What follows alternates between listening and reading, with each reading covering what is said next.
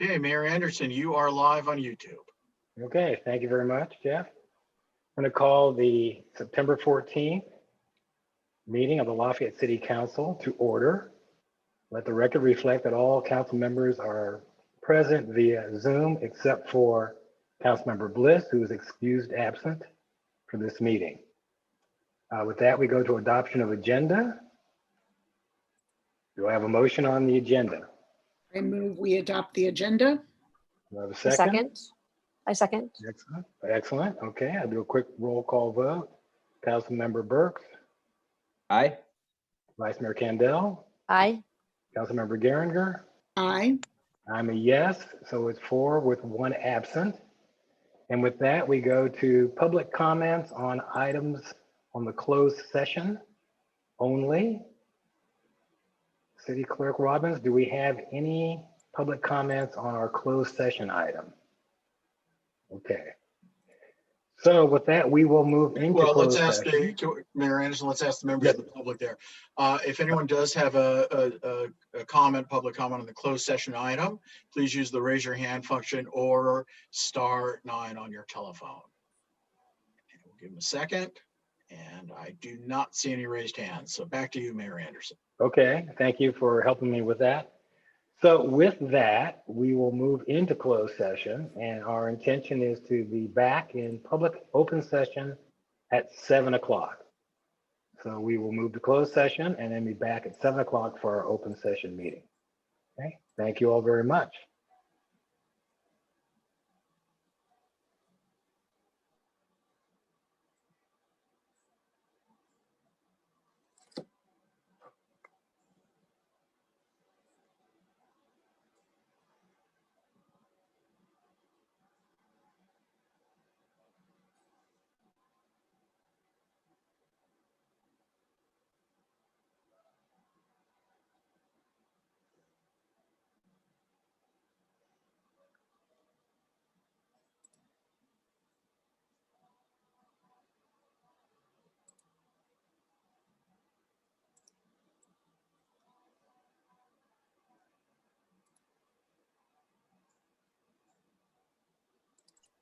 Susan, I just want you to know your video's still on.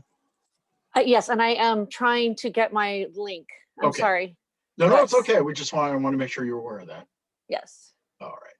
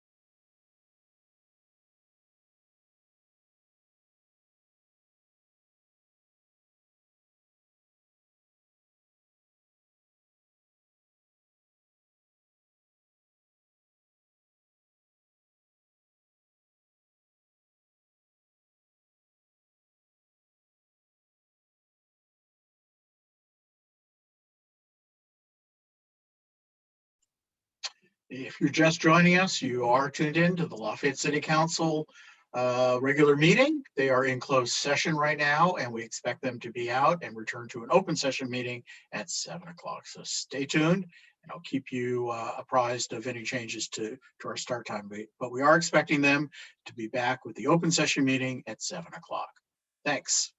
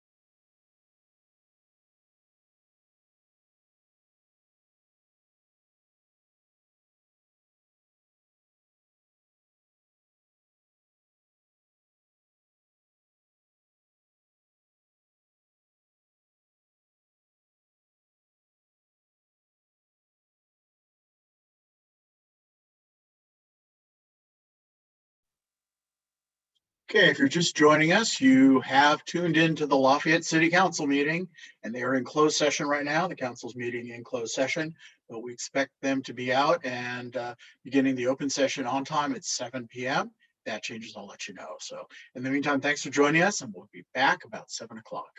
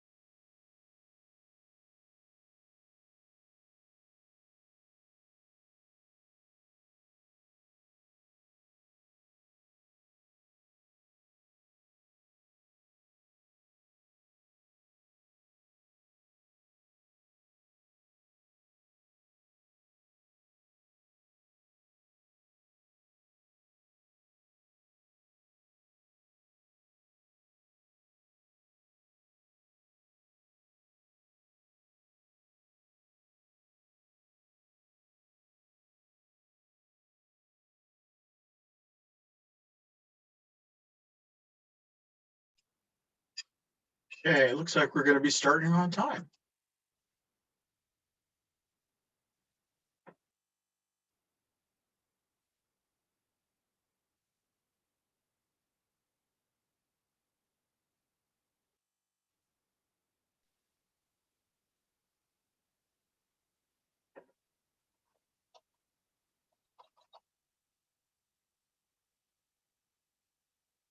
Hi, everybody. We've got the gang here. Well, I'm still looking for a few folks. I'm sure they'll be Okay. joining us momentarily.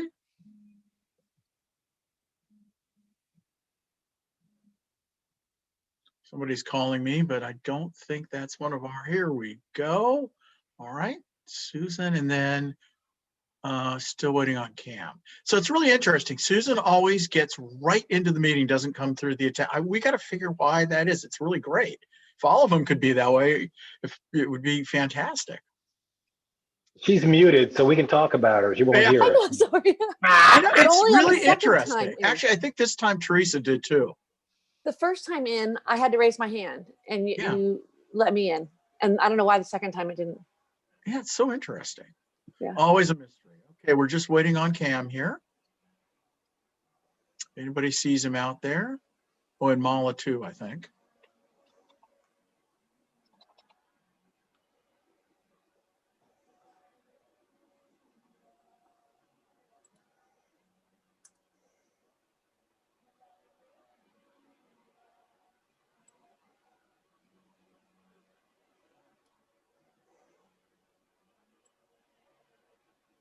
Okay.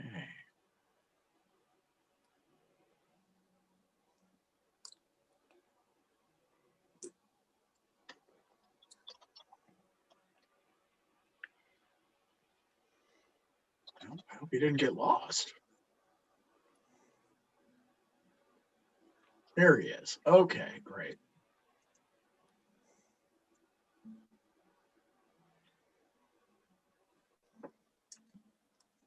He's pretty close. All right, here we go. Let me just start Sorry the about that. recording up again. Okay, Mayor Anderson, it's all yours. All right, we are back from closed session and we have no reportable action from our closed session. That takes us to public comments, and this is an opportunity for public comments on items that are not on our agenda for tonight and within the purview of the city of Lafayette. So let me start with City Clerk Robbins. Do we have any public comments? Yes, Jeff has one raised hand for Grace Dixon. Okay, were there any written public comment, Joanne? Okay. Nope. Okay, excellent. All right, we do have one hand raised. If anyone would like to provide public comment at this time, use the raise your hand function or *9 on your phone. In the meantime, here comes Grace Dixon. Will be joining the meeting now.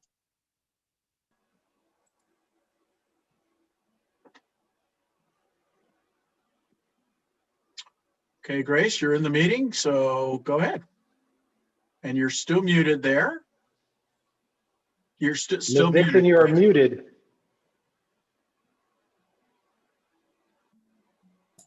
There you go. Welcome. Hello. Hi. Hi. Good to see you all again. Grace Dixon, 3460 Monroe Avenue, Lafayette. My husband's, this is a thank you for the Small Business Assistance Program. So should I wait on this or should I say it now? Why don't you just go ahead and say it now? Okay, great. I'm going to read it. My husband, Steve Hall, and I each own our own small businesses in Lafayette and have for more than 18 years. I own a preschool and aftercare. Steve troubleshoots and fixes technology for homes and small businesses. We felt financially secure and recession-proof, caring for people's children and computers to pay our Lafayette mortgage, or so we thought until March 16th. The county ordered all child cares to close unless caring for children of essential workers. I closed for the first time in 18 years. My husband's business slowed initially and then ramped up once he was able to invest in N95 masks, thousands of gloves, and find a steady supply of disinfectant. We both wear masks for 10 or 14 hours every day now. Children come to our Lafayette home, and my husband goes into 5 to 7 Lafayette homes every single day. How were we able to stay sane during the past 6 months? A large part was due to the work of the city staff, city council, and the Lafayette Small Business Assistance Program. Since April 15th, I have received 23 direct emails from Johannes and Austin from Townsend Public Affairs. Yes, I feel we are on a first name basis. Of those 23 emails, 10 were direct replies to my questions. 8 of those 10 replies were answered by them within 24 hours. I sent one at 4 p.m. on a Friday, maybe just to test them, who knows? But they were back with me with an answer by Monday. Johannes and Austin helped walk us back from the COVID brink of despair by talking us through the ABCs of pandemic relief programs. In order, they calmly approached each step. The delay and expected timing of the stimulus checks. How to successfully apply for 2 PP loans, both within and outside of our traditional banks. How to successfully apply and receive 2 EIDL loans. How to successfully apply and receive a Facebook grant. How to apply and receive pandemic unemployment assistance until I could reopen safely. How to apply for 2 larger grants, and to date, I'm a finalist for both. These funds allowed my husband and I to sleep better at night, to have the energy and funds to remodel our 2 Lafayette businesses to continue to serve our residents, and to stay healthy with a responsible investment in our PPE and cleaning supplies. Perhaps most important, the City of Lafayette's investment in the Small Business Assistance Program was a source of calm and strength throughout. Ms. Dixon, I need you to wrap up. One sentence. Neither my husband nor I ever felt abandoned thanks to city staff, city council, and your contract with Townsend Public Affairs. Thank you for keeping our businesses alive and serving Lafayette to this day. Thank you very much for those comments. Are there any questions for the speaker? Ms. Dixon, thank you. Now, of course, we do have a report on the program coming up next, so you may want to stay tuned. We're going to be considering suspension of the program, Okay. but that's another topic, so we'll get there. All right. Thank you for your time. Do we have any other public comments on items that are not on the agenda? No public comment at this time, Mayor Anderson. Okay, with that, let's move on to presentation. And I take it we have Casey Elliott available? Yes, Mayor, we do. I will get started as he comes in on the screen. Okay. First of all, I wanted to thank Grace for her feedback on the business assistance program. It makes what I'm going to say all the more difficult.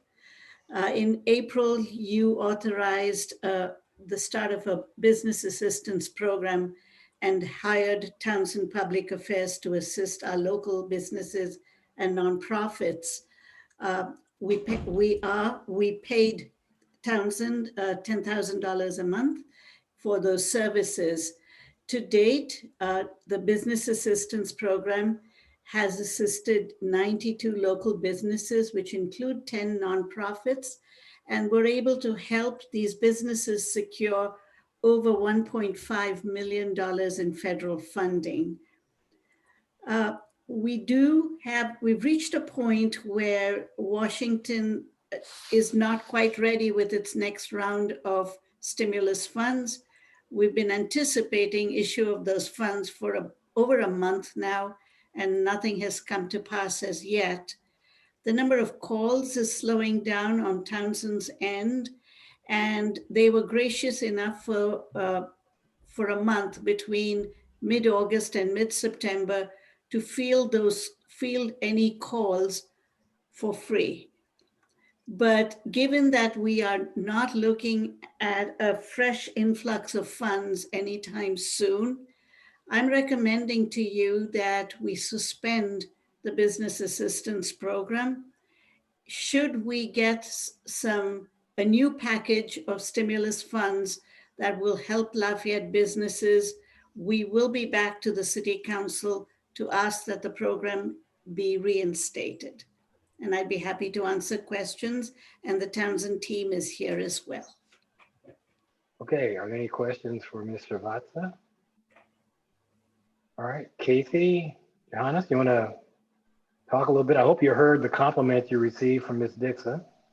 I actually do. Thank you very much, Council and Mayor. I do want to give a quick shout out to Mrs. Dixon for she has a serial number LB01. She is the first Lafayette business to have signed up with the program. So we're very happy we can have that positive effect. There's That's great.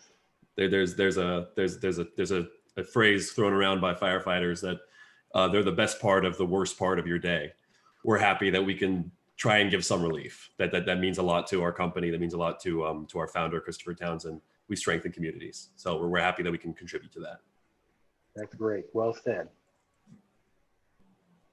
Okay, well, I know that there's more to report on. So let's see, what else do you have, Casey? Yeah. So, Mr. Mayor, Council, thank you very much. Thank you, Mr. Dixon, for those kind words. That was great. I mean, it's always nice to see and hear, the positive impact that we're having. I mean, honestly, that is why we do what we do. If it's all right with you guys, I thought I'd let Johan maybe provide a little bit of a summary of the actions that we've taken to date. As you know, Johan was kind of our front line doing the day-to-day, working directly with the businesses. I want to provide him with an opportunity to kind of give you guys a general overview of the work that was done, as well as maybe just within the staff report, we did want to include some of those resources that are still out there. In some instances, for example, the PPP forgiveness loan, those things, as well as some of the resources that we had shared that have concluded. So I won't go through those in detail, but also did want to provide you guys with some information. So if businesses do need to access resources during kind of a suspension period, wanted to make sure that those were provided as well. So I think with that, I'll maybe let Johan provide a little bit more detail on the services that were specifically provided. Yeah. Excellent. So what we did with the BAP, the Business Assistance Program, is instead of just being a blog where we threw up links and let people to just figure it out themselves, we tried to be a COVID tech support. We tried to actually guide people through what they needed, try and untangle this when small businesses don't necessarily have their own accounting team or their own legal team to try and figure these programs out. So we were able to help businesses directly, and as it was said earlier, over 1.5 million was confirmed. A big part of that, though, is not just obtaining it, but keeping it, especially with the biggest pot of money with the Paycheck Protection Program, the PPP. You get the loan, but then you need to get it undone from a loan to get it fully forgiven.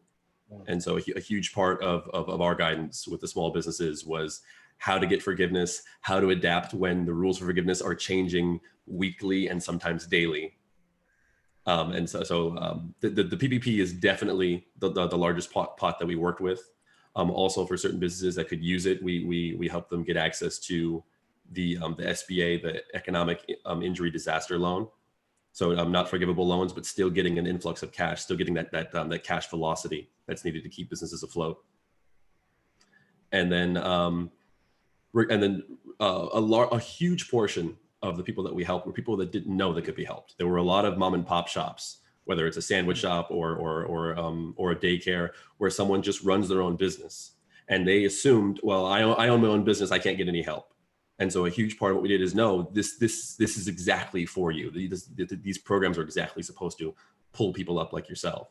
And so we were able to connect sole proprietors and entrepreneurs within the community to get pandemic assistance, to get the different programs that they didn't even know they were eligible for. And so that was a huge part of navigation. And that's both through the SBA programs as well as the state level, the California Pandemic Unemployment Assistance.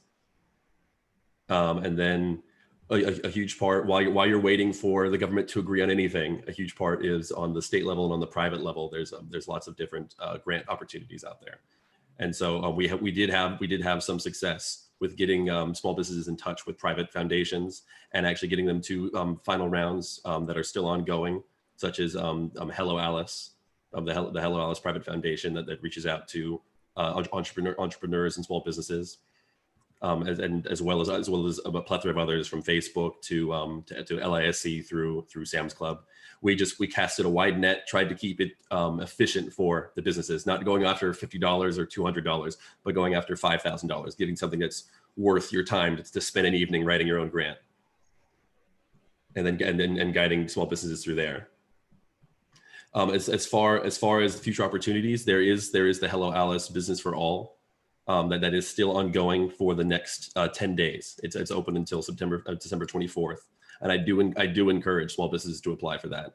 It's for a maximum of $50,000, and so it is a competition on the national level, but it's designed to help small businesses stay in business, to not let big box stores swallow all of us up like during this pandemic. So we definitely encourage people to continue to look for opportunities such as that. And then I do want to turn it over to my colleagues. We are still waiting for Congress to agree on anything. And when they do, we will have a phase 4 stimulus, hopefully. And then sorry, go ahead. No, thanks, Johan. So Austin Webster, Townsend Public Affairs, Mayor, Council, it's great to see you all again. It's been a little while since the last time I was before you to give an update on the program. I want to just again thank Ms. Dixon for her kind words on everything. Glad to hear that we were able to help alleviate some of the stress during these challenging times. And then really just wanted to give some additional kudos there to Johan and the city team for fielding all of these questions coming from our small business community. As Nirup mentioned earlier, right now we are kind of in a holding pattern, waiting to see what happens at the federal level with Congress. Just for a small amount of elaboration on that right now. The federal government is actually slated to run out of money at the end of this month. So as a result, a lot of the focus of congressional leadership has been on negotiating the budget and the continuing resolution. Those negotiations have, for the most part, been resolved. And my understanding that sometime this week or possibly early next week, the House is going to pass a continuing resolution with the understanding that the Senate is going to pass it sometime by the end of the month to help avoid a government shutdown. With those negotiations concluded, the hope is that leadership will return to focusing on the phase 4 negotiations. There's been a little bit of back and forth on that front in terms of what that's going to look like. The main sticking point has kind of been the larger disagreement on how much that stimulus is going to be. But one way or another, we have it from essentially both parties in both houses that there will be additional funds for small businesses. And so we're just kind of at this point waiting to see for when that happens. Fingers crossed that it will be sometime within the next couple of weeks. We do expect that one way or another there will be something by the end of October. That seems like it's a ways off, but that's sort of the hard deadline, if you will, for them to get another package passed prior to the election. And that's sort of the larger political overlooming factor that is really sort of driving their desire to get something done. So as I said, we do expect that there will be more money in there for small businesses one way or another. And so it's just a matter of time when that happens. With that, that's kind of all I wanted to add to that, other than to say thank you again to the city staff for their excellent help on getting this program launched and helping it be a success. And then I'll turn it back over to Casey and Johan. Yeah, thank you. I think for us, that's just kind of a general overview. Obviously, happy to answer any questions that you have regarding the program, the work that was done, or any of the funding opportunities that are anticipated to come up or have occurred in the past. But with that, just thank you again for the opportunity. Always love to continue to work with the city and the businesses and the residents. It's it's extremely satisfying on our end as well. Just want to make sure that you guys are aware of that. Love the work, happy to do it. And with that, I'll just see if there's any questions. Well, let me just start by saying thank you guys, all of you, very much for the work you did. I mean, this is one of those things that as a council member, you hear the concerns and the complaints, but to hear that there's actually been some solution and some action that is helping people, that's rare. And this came across very strong. So well done, all of you. Any questions for the Townsend folks that are here from council members? Okay, do we have any public comments on this item? Oh, Councilmember Burks? Yeah. Oh, sorry, Teresa, I interrupted you. No, I was just going to say Nirup had her hand up. Oh, I'm okay, sorry. I don't see her, so I'll move over. If I may, Mr. Mayor, Yes. I would just like to second what you said, and in my just short 4 years on council, thank one of the best decisions we made was to hire Townsend. And it was not just for their effectiveness and advocacy for our policy positions, but, you know, to take on and do something like this for our community, which made a material difference for so many people. I'm as a resident, just very grateful for what they continue to do for Lafayette. So I wanted to thank them on the record. Thanks. Well done. Well said. City Manager Srivatsa. I wanted to add that Townsend is working with staff to update our business assistance program webpage, because we want to make sure that all the links are current. Johan talked about some new programs. We'll make sure that all that information is available to our businesses starting this week. Excellent. Good. I guess I have one question. If in fact something happens back east there in DC, what's the rollout timing? How long before there'll actually be ability to apply for dollars? What do you think? Yeah, and I mean, that's a very good question. I think a lot of that will take the form of how it gets rolled back out.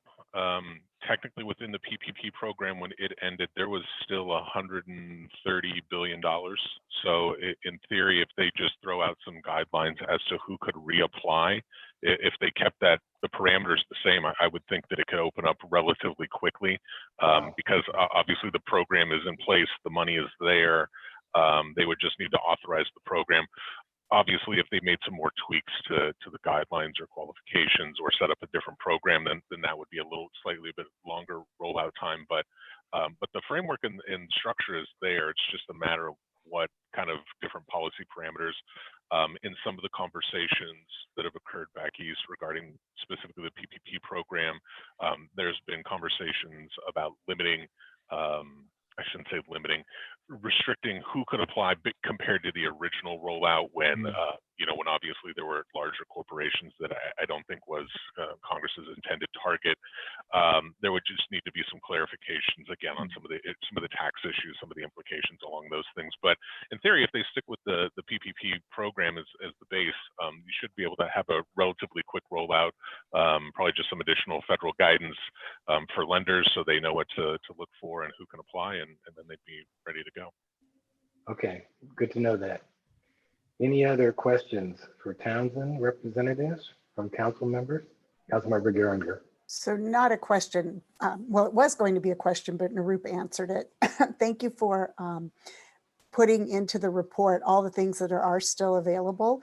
And then I was curious about how we would continue to get that out there. So thank you for updating the website and making sure that that information is still available. And for obviously, just as the mayor and Cam have said, this is Grace said it best, because that just said everything about what you guys coming in and the decision that the council made to fund that. If somebody set her up to do that, thank you. And thank you, Grace, for doing that, because she said it much better than I could have in thanking everybody for doing that, and the staff and Jonathan. And I don't want to say all the staff because I might forget. So thank you very much. And let's, keep our fingers crossed that and write letters and advocate and make phone calls. Fingers crossed is only a slight strategy or not a strategy, and try and get the additional funds so you guys can continue to help us going forward. Thank you. Vice Mayor Kandel. Sure, I absolute echo. I have, even my hairdresser who had just bought the business, two young women in Lafayette bought their business and the pandemic hit, and you saved them. And those are the kinds of businesses that wouldn't have known how to do this. And I so appreciate that. And I hope this is just a goodbye for now. I hope that this is a brief little break and we get to work with you guys right again. Excellent. Thank you. Okay. So do we have any public comments on Well, this let's item? see, Mayor Anderson, if there is any public comment, go ahead and raise your hand now. We did have one question from a member of the public. I'm not sure if that member wants to ask the question live or if they want me to ask it. So I'll just go ahead and ask it. How much money, I believe they meant, how much money was set aside for the small business program? I think they meant by the city. City Manager Srivatsa, I don't know, can you answer that? We had a contract with Townsend at a monthly rate of $10,000 a month. And for the month, we paid them for April, May, June, and July, and only for the first 2 weeks in August because things started slowing down. And so between mid-August and mid-September, we did not pay Townsend, but Townsend did continue to help our businesses. Okay. Okay, and with that, there is no more public comment, Mayor Anderson. All right. Well, then, thank you all very much for the work you've done on this. I guess we have an action to suspend the program. Would you like a actual vote on that? Okay. Yes, please. So the recommendation is we suspend the program until the next round of funding. Do I have a motion to that effect? Sure, I make a motion that we suspend the business assistance program. Do I have a second? Second. Okay, kind of reluctant, I know. Yes. Yeah, it was. And actually, I just realized that anyway, it was very reluctant. I do want to just say one thing before we vote. I know it's probably completely out of order, but when Nirup was talking about how much money the city invested in this, and then you look at how much money was actually put into our community into our small businesses, that's an excellent return on investment. So. Well, I think beyond that, isn't there still a grant that we can apply for COVID-related expenses that may reimburse us for these costs? City manager? Actually, we did receive funds already. It's part of the CARES Act funding, right, Casey? You can nod yes.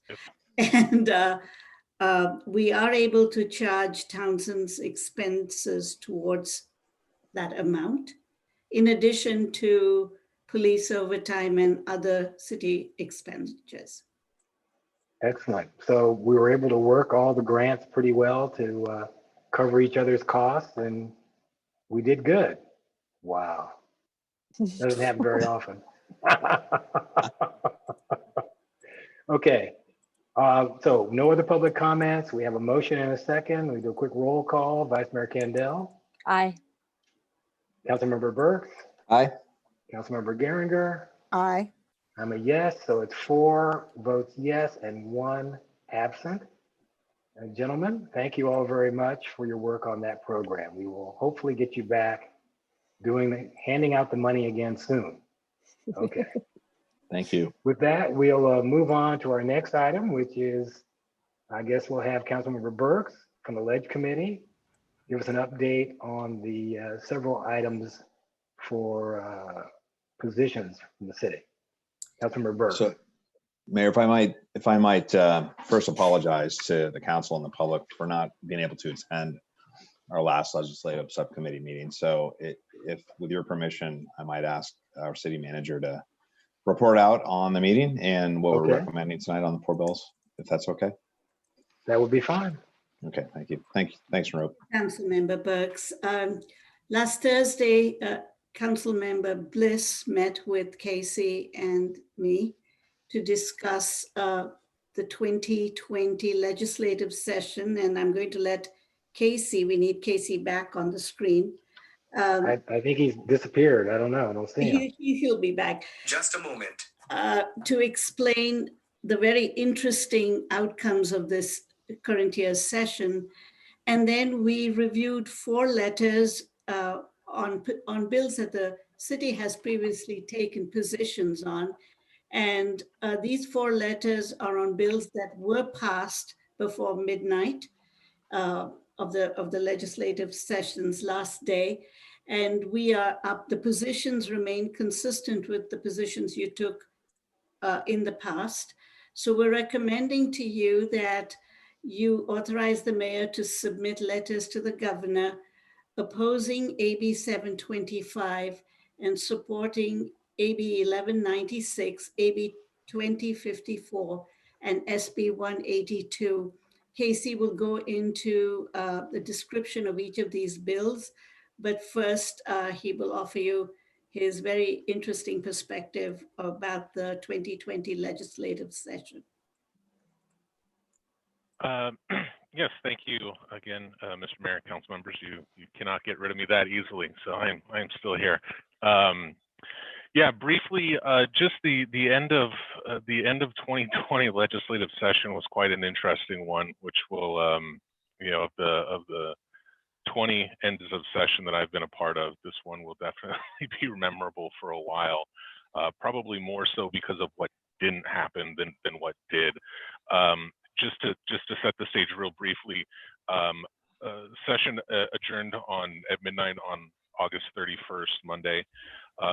The week before, about midweek, it was Senator Brian Jones, Republican of Southern California, tested positive for COVID-19. He is okay, he's fine. However, it kind of set off a chain reaction of things at the end of session that ultimately led to some of the gridlock that we saw manifest on the final day of session. Mr. Jones, prior to finding that he was tested positive for COVID, had participated in a Republican caucus lunch as well as a Republican caucus dinner honoring outgoing members. At both of those events, I don't think that adequate social distancing or public health protocols were followed. As a result, basically, except for one Republican senator, all Republican senators were forced to quarantine for the last four floor sessions. The Senate had to put in some emergency rules to allow for remote participation in voting. The rules themselves had been set in place earlier in the year, but they'd never been tested, they'd never been done. So really, this created a situation where there was some friction caused between the Democrats and the Republicans, in part because earlier in the year, you may recall, 2 Democratic Assembly members tested positive for COVID, and they shut the Capitol down for 2 weeks and extended summer break and did some cleaning of the building and really took a lot of precautions to make sure that when everyone returned, that it was a safe environment. The Republicans, and probably rightly so, felt that that was not extended to this situation with Senator Jones. Unfortunately, since this was the second year of a legislative session, there was a constitutional deadline that had to be met. So really, that wasn't. If that had been done, the same procedures had been done. Essentially, every bill would have died. So, so the Democrats did not want to go through that. Additionally, it created a friction because there was between the Assembly and the Senate, because obviously the second half of the year, all of the Assembly bills were over in the Senate, and it was just a lot more bills, several hundred bills. And now the Senate, in addition to traditionally doing oral roll call, they had the entire Republican caucus participating by Zoom. So it just slowed down debate, it slowed down voting. And so, towards the end of the session, you might anticipate maybe 5 minutes a bill. All of a sudden it turned into 30 minutes a bill. And just the speed of the Senate just slowed way down. So the Assembly started getting feelings, which happens at the end of every year, but was magnified this year, that the Senate wasn't working fast enough. So we aren't going to take up Senate bills because they aren't moving Assembly bills fast enough. So you just get through, I don't want to say, it's just politics, right? I mean, it's just kind of that kind of like playground back and forth. Ultimately, all of this bubbled up at about 6:00 p.m. on Monday night, final night of session.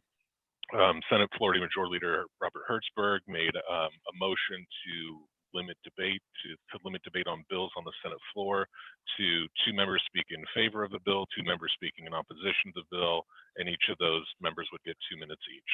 That is the protocol of what happens in legislative committee hearings, but that's never been the case, especially on the Senate floor. This did not go over well. So obviously the Republicans had already felt like they were being disrespected by not being allowed in the Capitol. This kind of blew up. It led to about a 2-hour pause from about 6 p.m. to 8 p.m. while they went into caucus and tried to figure everything out. Since the Senate stopped, the Assembly stopped. And by the time they came back at about 8 o'clock, there just wasn't time. The clock ran out very quickly. So really the year was defined by the bills that didn't happen. So you had a lot of bills at the end of session that were priority bills of the Democrats that didn't happen, not because they failed on the floor, they just for lack of a vote. So all of that is a long way of me getting to a lot of bills died. So when we kind of look at the major areas of focus of the legislature this year, public safety bills. There were a number of public safety bills that were introduced in the wake of the death of George Floyd that did not get voted on AB 66, which would have prohibited the use of rubber bullets and tear gas for dispersing large assemblies. That bill didn't get voted on. SB 731, Mr. Bradford's bill, which would have created a process for decertifying police officers and ensuring that officers who had misconduct issues couldn't get easily rehired in districts and other portions of the state. That bill didn't get taken up, though that bill would have, I should back up, that bill would have been controversial, so no guarantees that that measure would have made it out, but it didn't get voted on. SB 766 by Ms. Skinner, which would have created, which would have expanded on some of the transparency issues for public safety officer records. That bill didn't get voted on. When we go to the housing related bills, again, same story across the board. I think probably the two highest profile, which really kind of encapsulate the dysfunction at the end of session, Ms. Atkins, the pro tem, neither of her bills that were in the assembly, SB 995, which would have provided some of the CEQA streamlining for smaller housing projects, as well as SB 1120, which would have allowed for the ministerial approval of lot splits and duplexes. Technically, both of those bills did pass the assembly, but I mean, they weren't voted on until like at 11:30 p.m. So by that point, there was no time to get them back to the Senate and have their concurrence votes. So both of those bills failed for lack of being taken up on the Senate floor. The same was the case with SB 1085, which was Senator Skinner's bill, was passed out of the assembly, but again, it was so late that it didn't have time to be taken back up in the Senate. So really, on the housing front, you had between the assembly package and the Senate housing package, there were probably 20 bills that were moving through the whole year, and realistically, 2 bills passed. Between all the bills that were held in appropriations and the bills that were held on the floor. So again, a lot of priority areas. Within the housing, I should also make a note before I leave. The highest priority of the Newsom administration was getting what turned out to be AB 3088, the COVID tenant relief protections done. So that measure did pass the Assembly and the Senate on the last day of the session and was signed by the governor on the last day of session. So that was, from the administration's point of view, that was their number one priority to get done. So again, you didn't have the administration really pushing either house of the legislature because they kind of got what they were looking for. And then, lastly, I think we'll be seeing more of it, but with everything that was going on at the end of session, we didn't really see any comprehensive wildfire legislation move through. New wildfire legislation. We will talk about SB 182 in just a second. I anticipate we'll see some more of that in January, obviously, as the fire season kind of works its way through and we kind of see the results of, hopefully there's no more major fire incidents than what we're dealing with right now, but I think that we'll probably see some more wildfire related legislation come through. So as it pertains to the city's specific bills, the city, I believe, took positions on 16 measures this year. Of those bills that the city took positions on, 4 of those measures were approved by the legislature and have been sent to the governor. All of the bills were approved at the end of session, so the governor has until the end of this month, until September 30th, to act on those bills, to sign or veto them. As we've all known, this was a really light year as far as bill count, just because of the way the legislative calendar got impacted from COVID. But as someone who used to work in the governor's office and used to have to process all the bills that got signed and vetoed, I mean, I think there were about 375 bills sent down to the governor's office, which honestly would, we'd knock that out in 3 or 4 days. So not a huge workload. I mean, historically, it's probably the lowest bill count that we've seen in, I don't know, at least since before Reagan. So in 60, 70 years, I mean, I can't think of historically going back a bill we've had, or a year we've had this few bills. So again, there shouldn't be any issue with the governor being able to act on all the measures prior to the end of the month. When we look at the specific measures, as Nirup mentioned, all of the bills that the city took positions on, while there may have been some amendments or some modifications as the bills moved through the process, they weren't amended substantially to alter the city's position. So all of the letters that you have before you essentially just take the city's support or oppose position and transition that into a request for signature or veto. The first of the measures is AB 725 by Ms. Wicks. That bill is, we're requesting, you have before you a request for veto letter. You may recall that measure makes some modifications to RENA allocations so that a city would have to meet 25% of your moderate and above moderate RENA allocation with sites that would allow for between 4 and 100 units. It doesn't necessarily say where or anything it has to go, but that was that bill. At one point, it got amended. I think when the city took a position on it, it was between 2 and 35 units. Now it's 4 and 100 units, so you can't be duplexes. It would have to be fourplexes at a minimum on those. Otherwise, the measure is pretty much the same. AB 1196, before you have a request for signature letter, that that measure, you may recall, is the bill that would statewide eliminate the use of carotid restraints and chokeholds by law enforcement agencies.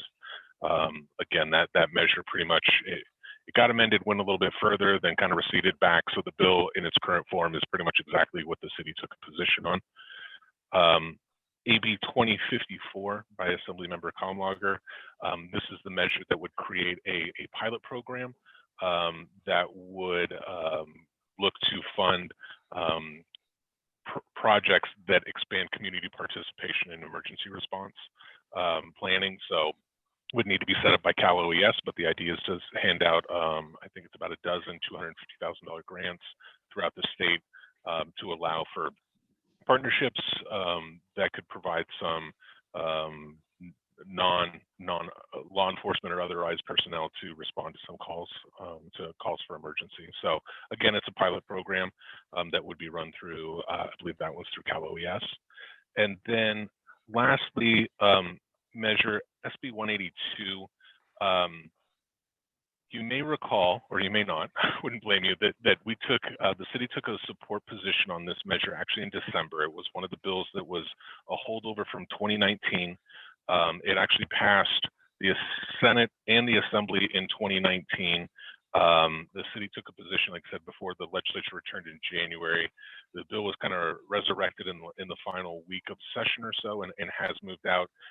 It does make some changes regarding planning and permitting in high fire risk areas.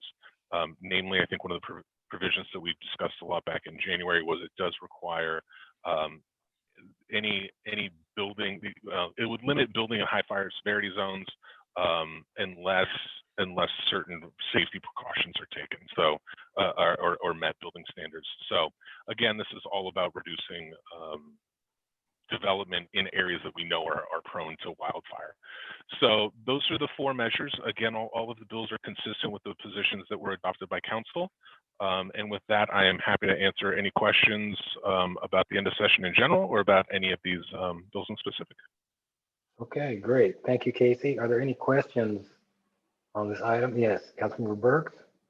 This doesn't have to, I agree with all the recommendations, but I just had a question about the session itself and the state of the economy of the state of California that you may have some insights into, given the wildfires that we've been, our frontline heroes have been fighting over the last 2 months. Are we like way over what the state has budgeted for wildfire,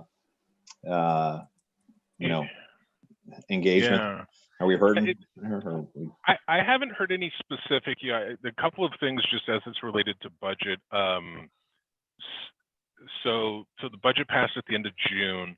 The overall receipts that came in July and August from personal income taxes, which was delayed to that point, exceeded the revenue projections that were contained within the approved budget. So kind of from a baseline, the state is doing a little bit better than it anticipated. Obviously, over the course of 12 months, to be determined where we stay, but at least it started out right.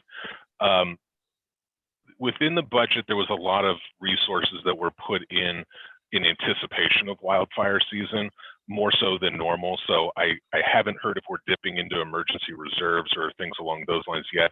I would not be surprised if we are at all, but at least there was some foreplanning that's gone in. One of the other wrinkles that's kind of interesting is the state has been to use some of their federal COVID dollars, particularly as we talk about evacuations or setting up emergency response shelters, working with FEMA. So there's obviously going to be some FEMA role to play in some reimbursement of costs, both at the state and local levels. But the state's been at least been trying to be creative with some of the resources that they do have, so they don't have to dip into general fund. I think that we'll probably get a much better idea once kind of this current, hopefully this current, kind of set of fires winds down.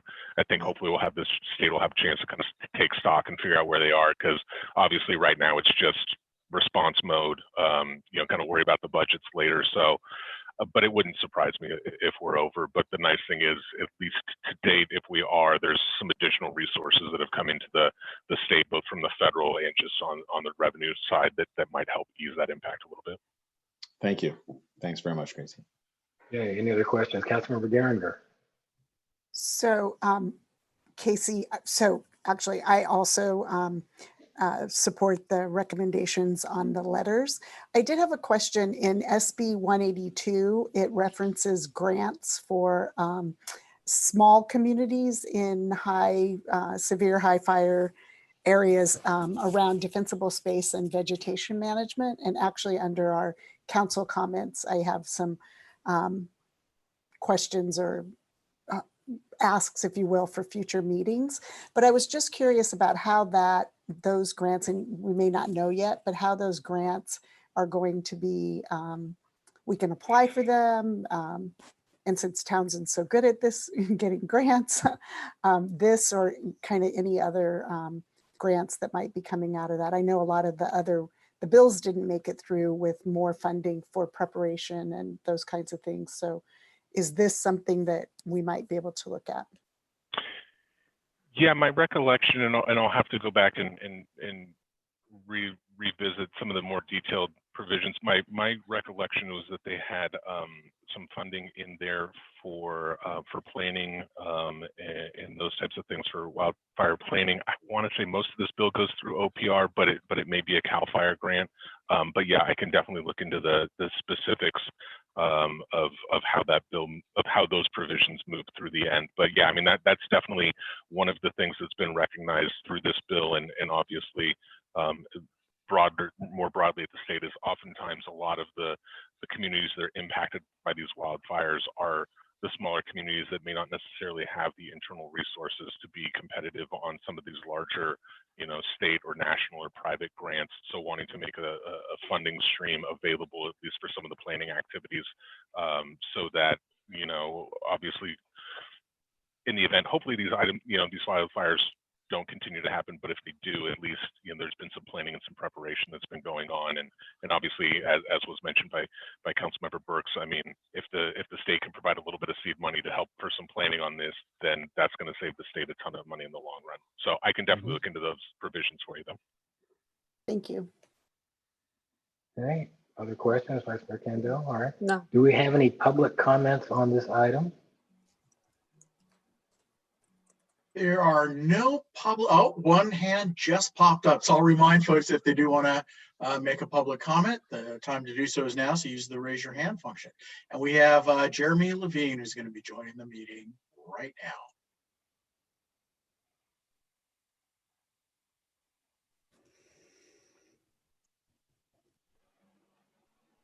Okay, Jeremy, you are in, so go ahead anytime.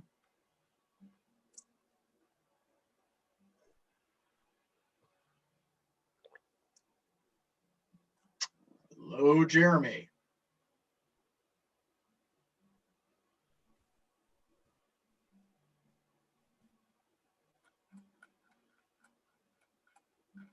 All right, well, it looks like he's trying to get on there. Okay, go ahead, Jeremy. Good evening, Council. Good to see you all. And thank you, as always, for your service, for taking the initiative with the statewide legislation and the small business grants. Those are pretty cool, and I did not know about them.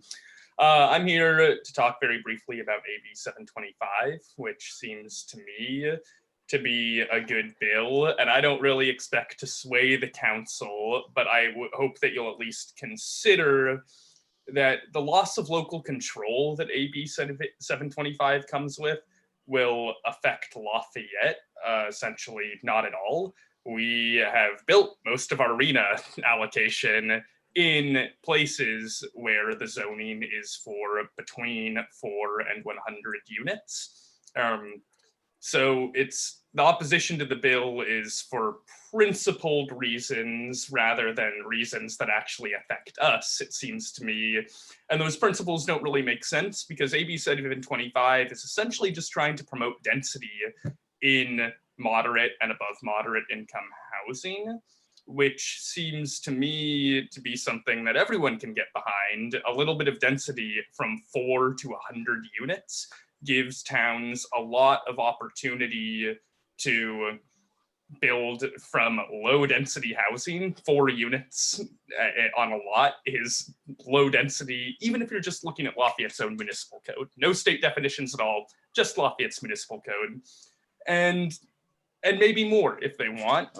But it seems like the opportunity for a lot of cities to promote multifamily unit housing rather than ADUs is, I mean, it's a pretty reasonable request. 25% of moderate and above moderate income housing to be for multifamily units rather than an alternative form.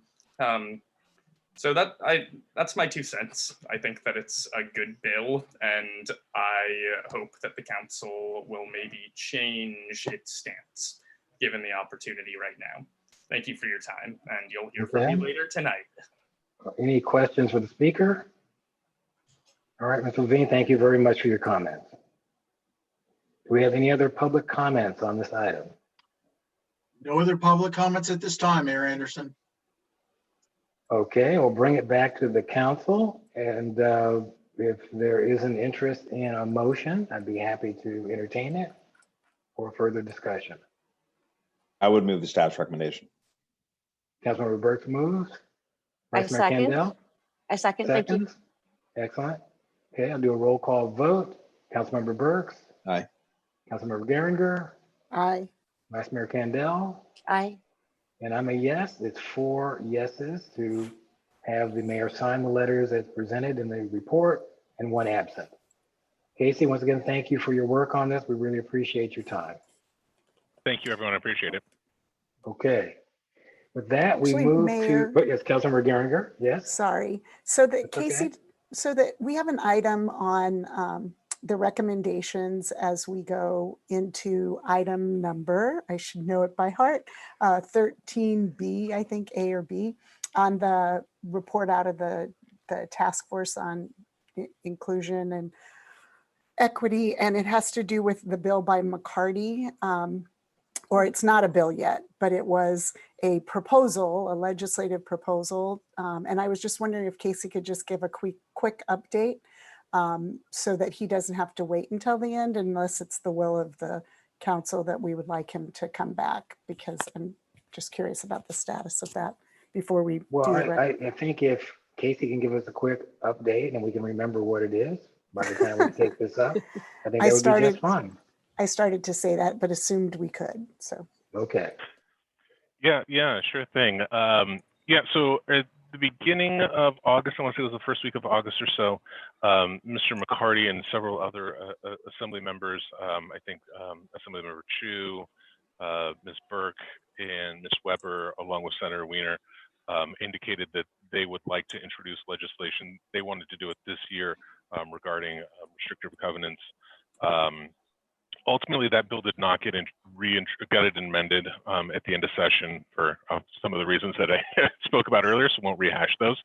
All of those members are returning next year, barring some unforeseen November election day blow-ups, but I think it's pretty safe to say that all of those members will be back. They are eligible to introduce that legislation. The legislature will return for 1 day in December for their organizational session, so legislation can starting to be introduced in December. Realistically, once the legislature returns in January, the month of January and February is where we would anticipate the bulk of legislation to be introduced. So probably sometime in that time frame. At least based on the initial conversations that group was having, I think they were discussing modeling that bill off of a previous bill that was done in 2009 by Assemblymember De La Torre, which was vetoed by then Governor Schwarzenegger, largely because he felt that the covenants were unenforceable, legally unenforceable right now. And then that measure also included I want to say it was a $2 or $3 recording fee attached to it to change those covenants. And within that fee language, it also allowed local governments over time to modify those fees. So I think between the concerns for Governor Schwarzenegger, but he was a big one on vetoing bills that he didn't think were necessary. There were a lot of those veto messages in 2009. So between that and the fee language, unclear if the new version would be similar structure, similar setup, but I know that there has been references to that De La Torre language. Honestly, even if it was reintroduced in the same, I don't know that the current administration would have some of those same concerns. So I think it would be something we can probably anticipate in January or February, and then we'd just have to go through the normal legislative process next year. Thank you. Okay. Thank you once again, Casey. Appreciate your time on that. Okay, we will now move on to consent calendar. And let's see what we got here.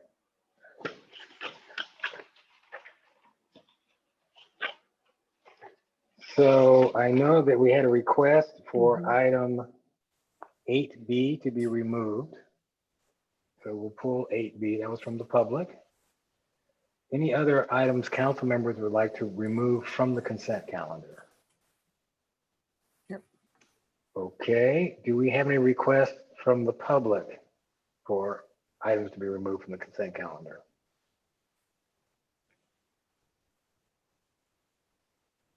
Okay. City Oh, clerk no, says hands are up. no. Nope. Okay, no requests from the public. So 8B is removed. I'll be happy to entertain a motion on item 8A, 1, 2, 3, C, D, and E. I move approval of the consent calendar, removing item 8B for discussion at the normal time. Okay. I Do have a second. Excellent. All right, we will do a quick roll call vote. Councilmember Burks, Aye. Vice Mayor Kandel, Aye. Councilmember Geringer, Aye. and it's a yes for me. So it's 4 yeses for the consent calendar, holding out item 8B and 1 absent. So with that, we'll move on to old business. City Attorney, this is the second extension of the tolling agreement. Thank you, Yes, Mayor ma'am. and members of the council. We have previously executed 2 tolling agreements in order to avoid litigation revolving around the City Council's approval of what we call the West End project, which is located at 3721 Mount Diablo Boulevard. The parties are very close to executing a settlement agreement, which I anticipate to occur by the end of the week. Should that happen, then we will see the project applicant reapply for some modifications to the project that you approved that will be more in line with both parties' desires. Given that, I'm requesting that the council extend the tolling agreement till the end of December 31st, 2020, and authorize me to execute that extension to allow the parties to execute a settlement agreement and move forward with a revised project. That potential revised project will go through a public hearing process, I believe, before the Design Review Commission. Okay. So are there any questions from council members of the city attorney? Do we have any public comments on this item? Joanne says no. There are no public comments at this time. Oh, I'm sorry, there is a hand that just came up. Hold on. Okay, fair enough. Okay, we have David Clark who'd like to join the meeting now. He's coming in.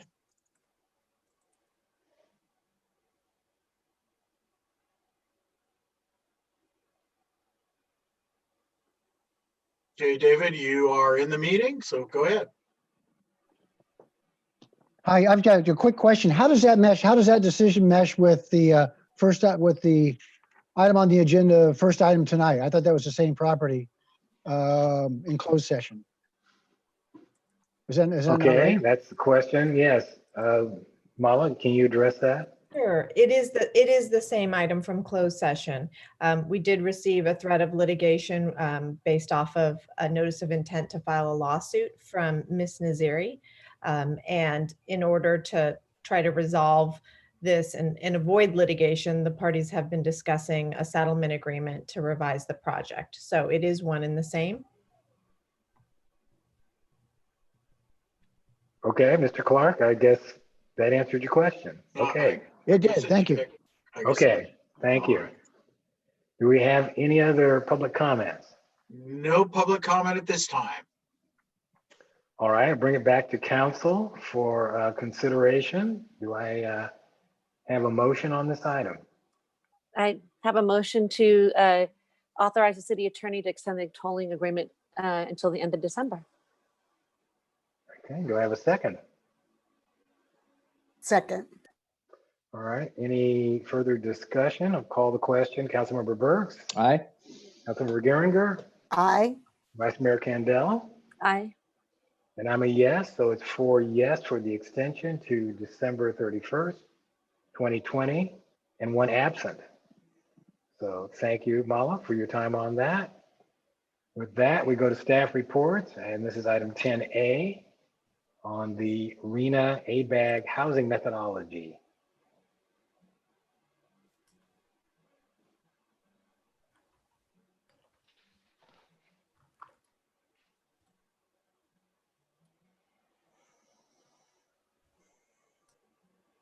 Mayor, did you invite the staff report while we were in transition from attendee to? Yes, yeah, you guys are on. It's staff Okay. report time. Thank you. Yeah, we Yeah. were in transition, so I didn't hear the ask. Good evening. Throughout the spring and summer, staff has come to the council providing periodic updates on the ABAG Regional Housing Needs Allocation process. The Regional Housing Needs Housing Methodology Committee has been meeting throughout the year, and we've been providing updates. One of those, the council indicated support for using Plan Bay Area 2050, which is a forward-thinking document, as opposed to what the existing and historic land use patterns have established, and using 2019 households as the baseline. The Plan Bay Area would give Lafayette a baseline of around 1,300 units. Using existing 2019 households, it would be up closer to 5,000 units. So with that background, the Housing Methodology Committee last met on September 14th. Diana Elrod, the city's housing consultant, has been attending those meetings on the city's behalf. And their next and final meeting is upcoming this Friday. And so we wanted to bring to you a resolution indicating the council's support for using that Plan Bay Area 2050 blueprint as the baseline. Now, the council will recall there are 10 factors that primarily are statutorily established that must be considered by the COG, the Council of Governments, ABAG, when establishing the RENA methodology. And those were visible and could be played with and modified they provided an online tool for members of the public and interested parties to see how different allocations of those, different weighting of those factors would affect a given jurisdiction's or all jurisdictions allocation. And so I'll turn it over to Diana to speak to where the committee is going thus far with respect to those 10 factors. Thank you and good evening. The Housing Methodology Committee, which as you know is made up of a combination of not only housing advocates and people with interest in housing issues, including transportation people, as well as representatives of government throughout the Bay Area. They, as you can imagine, some of them have wildly different views about what factors should be included in the analysis. And at this point, they have narrowed down, even though these were not unanimous decisions, they were considered modified consent decisions, meaning many people may have disagreed with the selection of a particular scenario, but if they didn't have enough votes to actually eliminate those scenarios, then those scenarios would stand. I'm going to go ahead and share my my screen that has a sort of a summary that will make it easier for people to understand of where we are right now. So the attached is a sort of just a pull out of the most recent report. I'll share a little bit about this and then I'll explain why these are still somewhat moving numbers and what we can expect in the future in terms of additional opportunities for the city to weigh in on what the city thinks should be the outcome of the Housing Methodology Committee. The line that's sort of light blue that says 2050 households, the blueprint, as Greg mentioned. Diana, yes. Real quick, can you make it bigger on your screen? Yes. Thank you. Yep.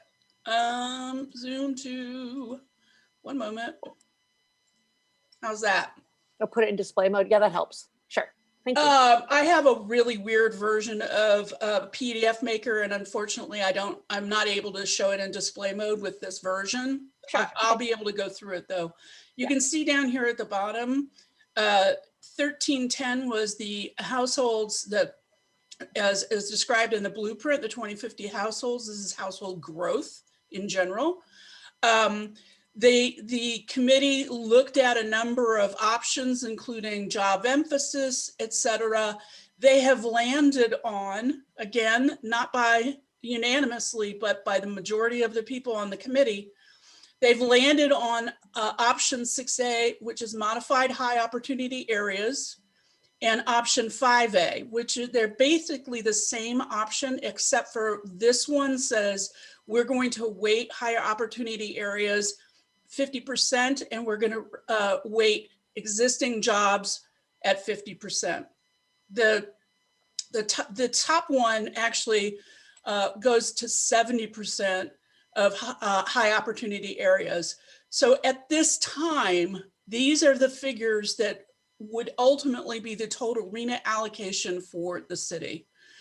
This is a lot more than what they originally started with, and the reason for that is a combination of application of various factors, such as the opportunity areas emphasis. We have, in the staff report and in the resolution, we have adopted the language that the Contra Costa Mayors Association has put forth that says, basically, unless you focus on job location of jobs, there will not be a reasonable expectation that greenhouse gas emissions will go down. The committee has not been looking at those specific factors except jobs. They have not looked at transit connectivity. They have not looked at other things, or they did look at them and then they voted against them.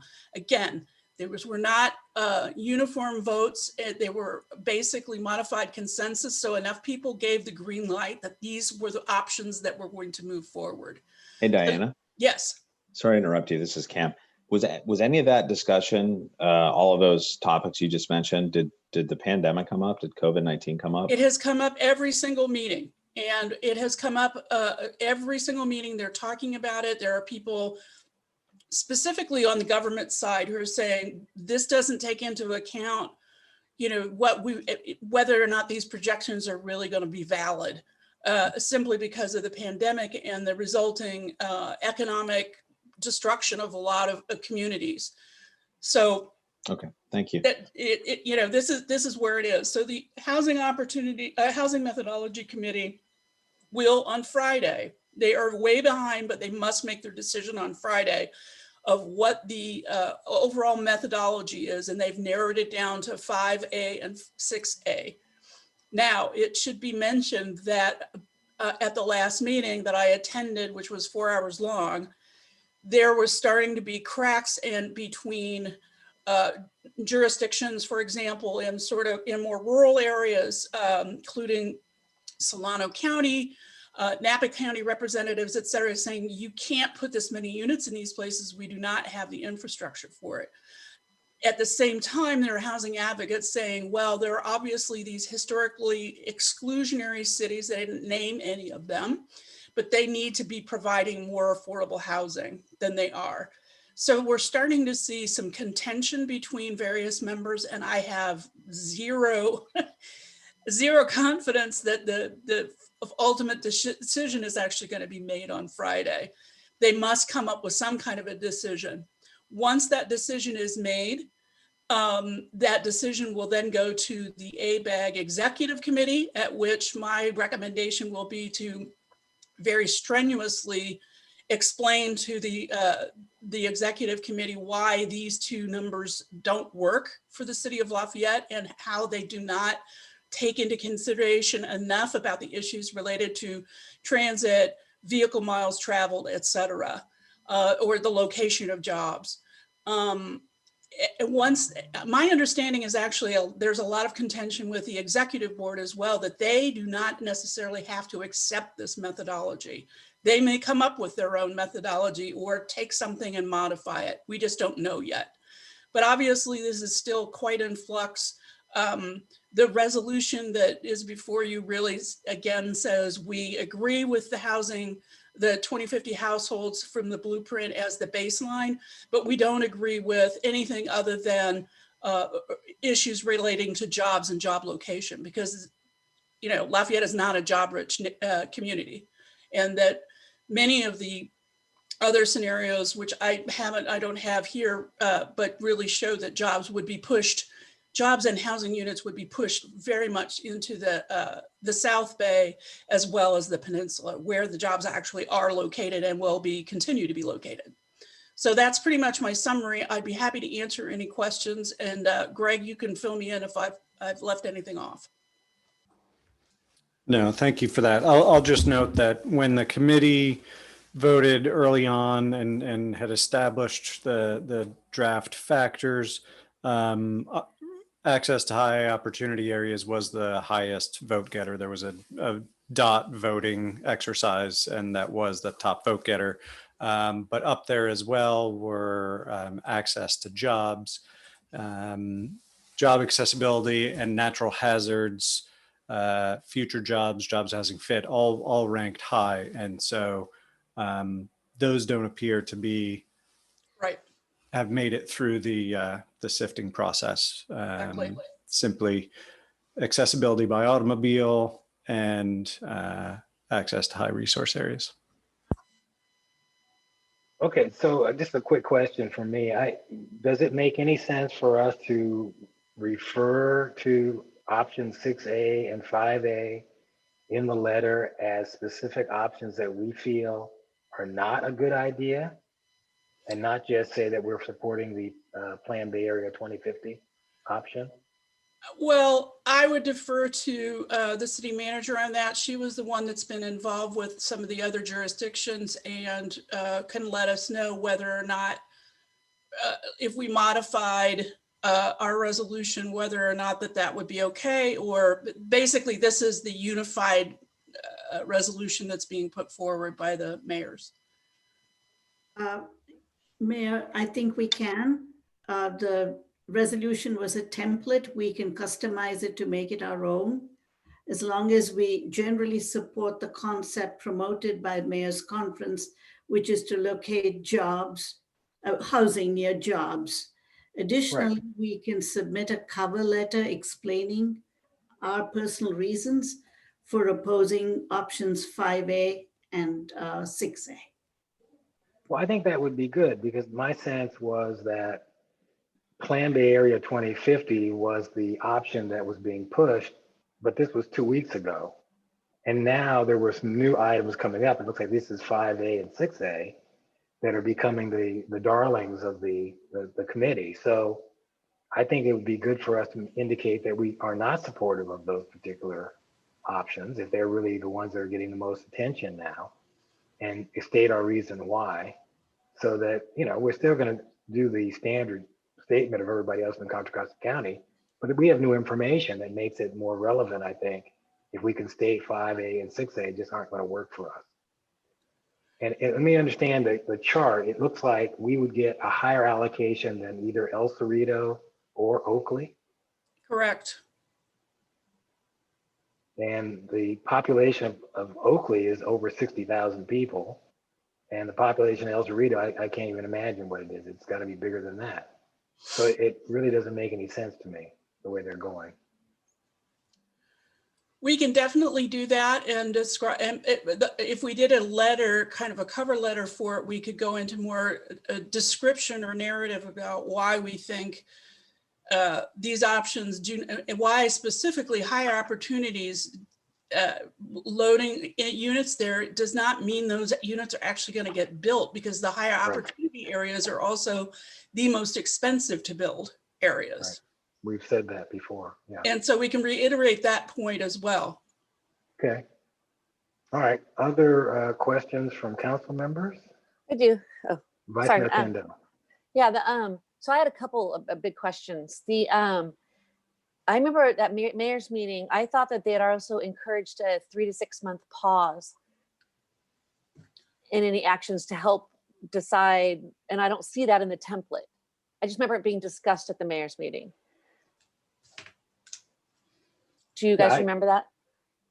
I believe that's true. I think the template goes back quite some time. And there were things in the last meeting that aren't really in consideration in this resolution or template.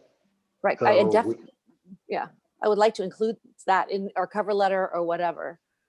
Okay. If we do that. I think that they're not really considering COVID, and not having a pause is, I can't even support the whole Plan Bay Area 2050. I mean, I can support this level of scrutiny about the methodology. I agree with that. But I think in this template, we're also kind of saying that we support the whole Plan Bay Area 2050 and all the RENA allotments and everything like that. And I don't think I support them at all right now, because I don't know what's going on.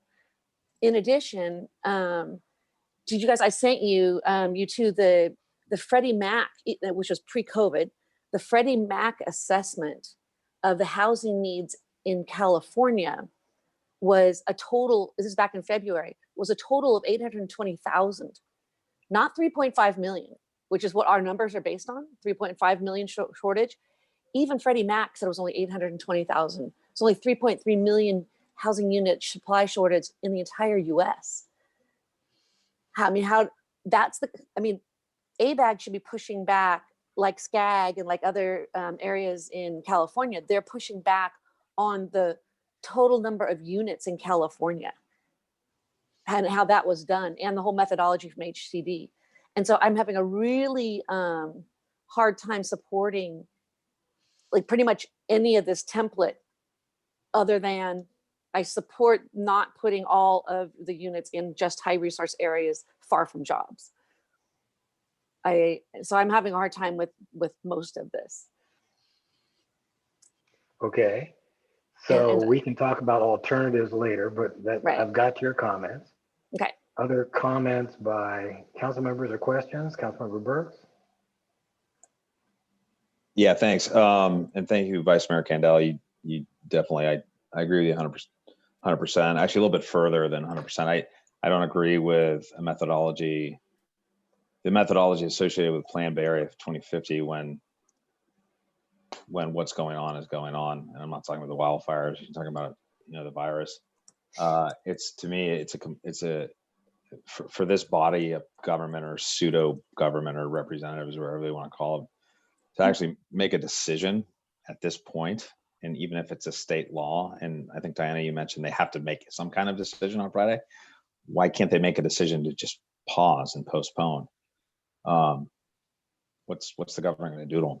I mean, are they going to be arrested? I mean, this entire process, I do believe at some level is needed when times are normal, but we're very, very far from normal times. And it's going to pressure cities like ours to do things that we wouldn't, that aren't in the best interest of our community. So I don't agree with agreeing to anything. And I don't agree to going along and getting along with the mayor's conference in so much as a template. I think this entire process is profoundly flawed because they're not taking it into true consideration what type of crisis we're in and how it will impact housing in the Bay Area in the years to come. And this isn't I'm not anti-housing or anti-growth, but we're going to be making bad choices because these people aren't thinking. And it's a fatal flaw of government that I've experienced for almost 25 years. And I think it comes down to local jurisdictions and local government to put a stop to it. And whether it's just a letter from us, maybe it won't mean anything, but I think we went out and polled all 26,000, Teresa, maybe 27,000 constituents right now. I think we'd find that many would expect us to do as much. So I am fully against anything that supports a movement forward with this allocation in particular. So that's where I stand right now. Thank you. Okay. Councilmember Geringer, any thoughts before we open for public comment? Let's open for public comment. Okay.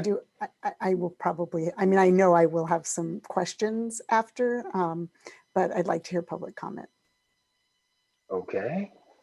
So do we have any public comments on this item? We do, Mayor Anderson. One hand has just been raised. It's Jeremy Levine. And if there's anyone else who would like to provide public comment on this issue, either use the raise your hand function or *9. So Jeremy Levine, excuse me, it's all that smoke. Jeremy Levine will be joining the meeting now.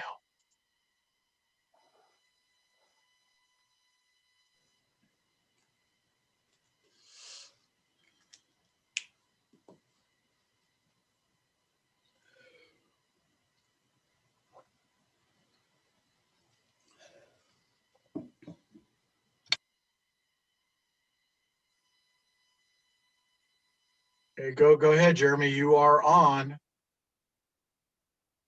Perhaps you can get ready to go when you know you're going to be on, so we can move the meeting along. Thank you. Good evening. Good to see you all again.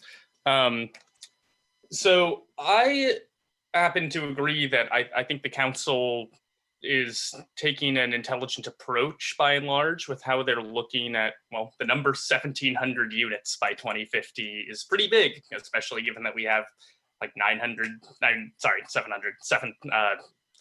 just totally tripping up, 17,000 units as opposed to the approximately 9,500 that we currently have. But I am a little confused why some council members only support planning when times are regular. It seems like a logically flawed argument, and I would love to discuss this with some of the council members who are concerned, but it seems like planning in regular times is no different than planning in irregular ones. Who could have predicted COVID? Who could have predicted the recession of 2007, 2008?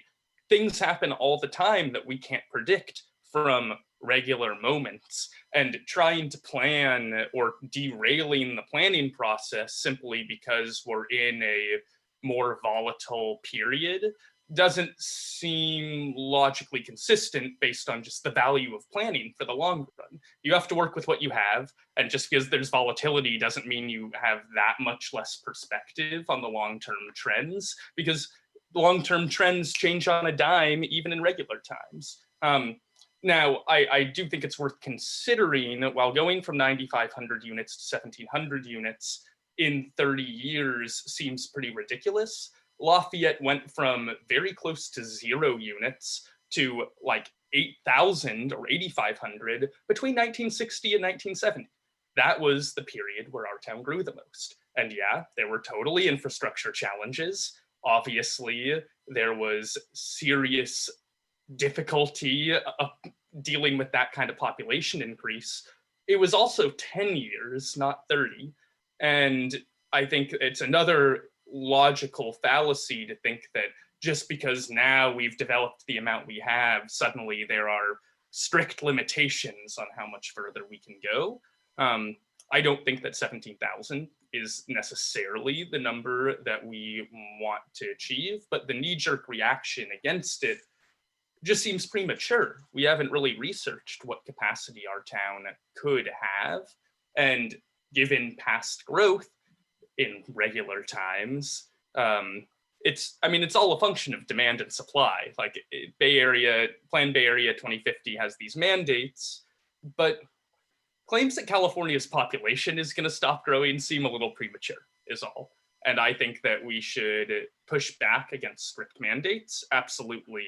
But I don't think we should have a knee-jerk reaction against them just because we think right now, for whatever reason, it's impossible. I just hope that the entire council will keep an open mind as we move forward with the planning and our advocacy. Time is up. Planning. That's all. Thank you. Okay, thank you. Any questions for the speaker? Yeah, I've got just one comment. Please. Okay, Councilor Burke. And Jeremy, thanks for your comments. I do very much appreciate them. Listen, I'm one that out of two, I guess, that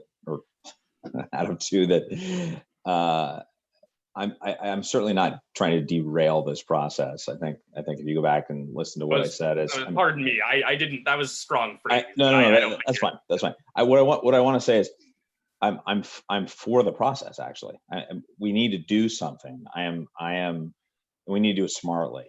And I think if the state took on an approach of being patient to see how this fall progresses and advances compared to how NIH expects it to on the West Coast, and seeing how what 734,000 people getting sick in California has done over the last 6 months, and how it might progress until hopefully we see a vaccine with some efficacy and that people will accept to take.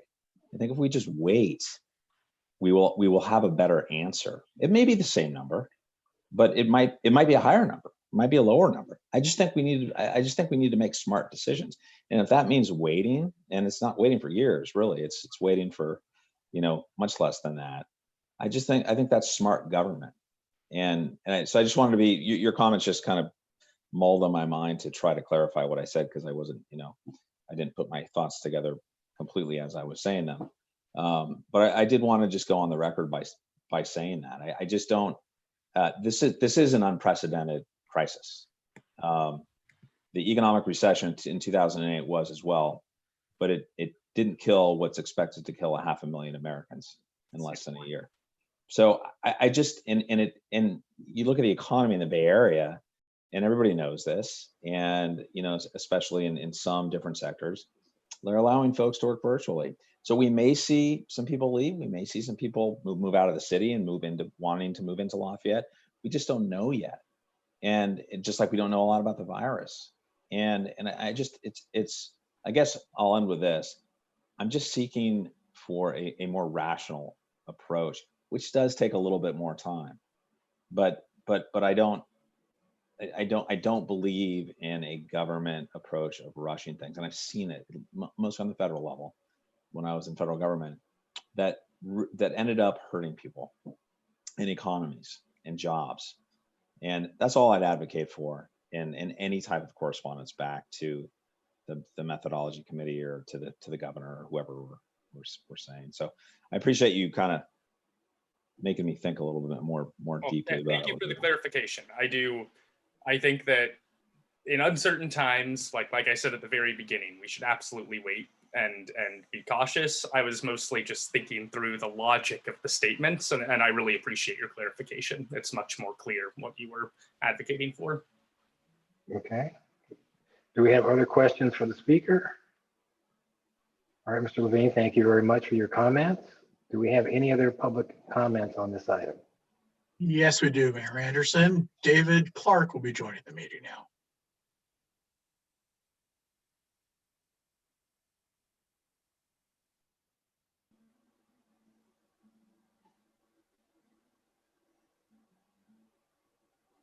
Hi, thanks. This is just a very general comment, but I think it's important as a goal to try to connect. I like the concept of connecting jobs and housing. And I like it from a climate change perspective. It doesn't make sense to keep building houses in Tracy when people are going to drive 2 hours to wherever, Livermore, the South Bay. It just that can't continue. And if one of these criteria is to connect jobs with housing, or at least an emphasis in that direction, I think that makes sense. Now, I'll admit, as to Cam's point, that we may not know what happens as a result of COVID. If the vast majority of folks wind up working from home, or even a big number start working from home, then it's going to be hard to tell where those jobs are. I'm not sure that, I don't know if that argues for waiting or not, but I do think that the high level emphasis of associating housing with where jobs are is an important criteria, and one that I support.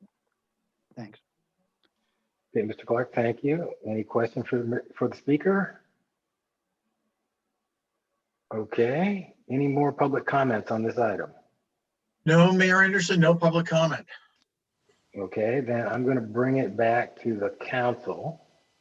Councilmember Geringer, I think you were going to wait till we've heard public comments before you made any statement. So why don't you go ahead? So actually, before I make statements, which may I ask questions which may You certainly may. lead Yes, to you may. lead to statements. So to Vice Mayor Candel's and Councilmember Burke's point about we and the Mayor's Conference had pushed to have the pause. A number of coalitions, a number of people, agencies throughout the Bay Area pushed to have the pause. What, Diana, what was the actual sort of reasoning that that didn't make any leeway up to this point, that it didn't get any traction? I don't know that, I know that comments came in, they weren't specifically addressed as far as I am aware, but one can surmise that there is a statutory requirement that the methodology, once the methodology is done, then all these other things have to happen, including an appeal process for cities to appeal their eventual allocation, that at the very end results into a deadline to complete the housing element. And that deadline has already moved a little bit to January 2023. It had been December 2022. But there are a bunch of different things that have to happen, and cities are statutorily supposed to get 18 months in which to create their housing element that complies with the RHNA allocation. So the RHNA allocation has to be done X date, and then cities have to have 18 months to finish it and then submit it to the state. And that includes time for the state to review drafts, because as you'll recall, the housing element has to be approved by the state. It's the only element of the general plan that does. So to me, it's my guess is that they've already slipped a bit in terms of we got the state bulk allocation to ABAG in June, which was late. It should have been in April. So they're trying to make up time between now and when the statutory end of the period exists. Okay, and so then, and these are also sort of process. So Friday, the Housing Methodology Committee, whatever letter we end up sending, and we'll review the scenarios 5A and 6A, and they may or may not make a decision. You said your vote is out on whether or not they will be able to do that. I think we will be able to do a decision, whether the decision is, 52% of the participants say yay and the rest of them say nay. I don't know. I mean, I think there's not going to be unity on this at all at this point. Well, based on here today, I would think not. And then on the, So the role of the executive committee, because so earlier today I had reached out about why weren't we pushing harder, as the mayor said, on some of these, the other scenarios. So, saying 5A and 6A doesn't work. And, I did listen on the, whatever date it was a couple of weeks ago, to the almost 4 hours. I didn't listen to the whole 4 hours. And there was a lot of discussion, back and forth about, well, if you put it close to transit, but you don't take into account people who need their cars. So there are a number of sort of those other factors that were starting to be woven in that got to 5A and 6A. And I guess I felt like we should be advocating stronger at the Housing Methodology Committee. What I'm hearing you say is that this is strong. It states what our purpose is. I'll get back to whether push for the deadline again. We should wait until the executive committee. So the executive committee can just sort of throw it all out and move something else forward. Theoretically, yes, it's unlikely. But my understanding from a conversation from Jesse Aguirre, who's the mayor of Berkeley and also the chairman of this committee, he says that there is concern amongst the executive board that they are not liking some of the things that have been coming out of the Housing Methodology Committee, although he didn't say what, because I don't think he is in a place to say that. But I feel like the only point I'm trying to make is that if we have a number of opportunities in which to, raise issues, and the next logical place, regardless of what Housing Methodology Committee decides ultimately to do, is to bring it up to the executive committee. Because I know that there are people on the executive committee who have very different views than some of the advocates in specific. Okay. So back to the cover letter and the resolution. So in the resolution, I think that it does touch the pieces that we have been pushing on, the proximity to job centers. It talks about reducing transit and transportation, figuring out when we do go to the executive committee, how to really focus on that transit piece of it.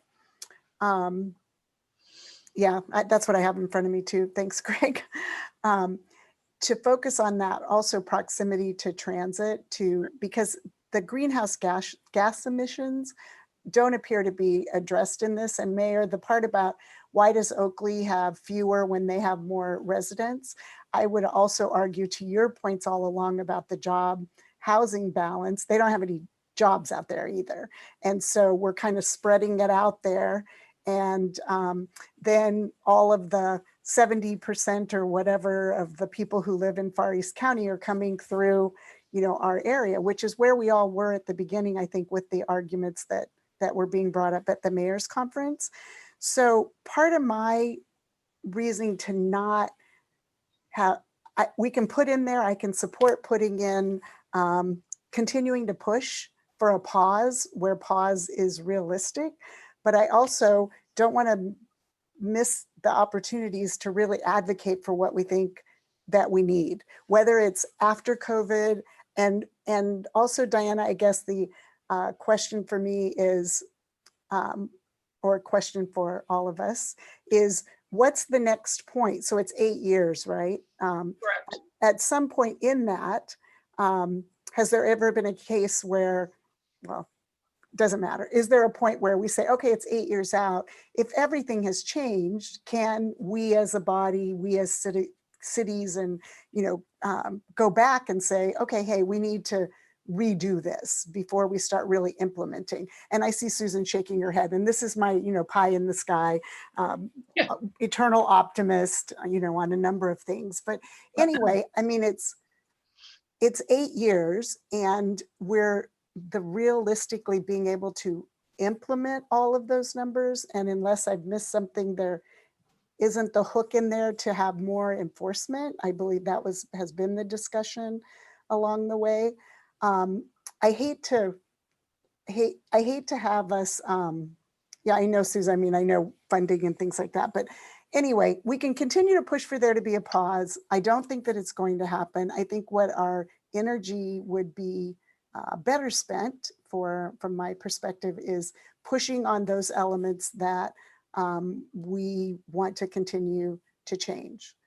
And the other piece on I appreciate Vice Mayor Kendall, the methodology of the Plan Bay Area and Councilmember Burks, the idea that we're going too fast and, I mean, the process has been going along, but my understanding is the difference and the reason that almost everybody, not everybody, but a lot of people agreed on the Plan Bay Area 2050 for a baseline is that the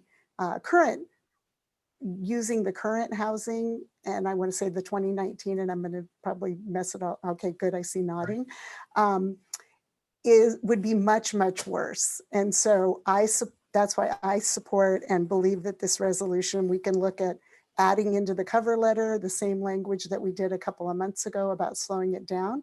But I think it's continues to be advocacy and pushing to get our needs met, not slowing the process down, or slowing it down if we can, but not giving up our opportunities to advocate. Okay. So I gather from what Councilmember Geringer is saying that she would support the idea of requesting that there be a delay or consideration of COVID, but at the same time to actually have an opinion about what's going forward. Is that an accurate summation?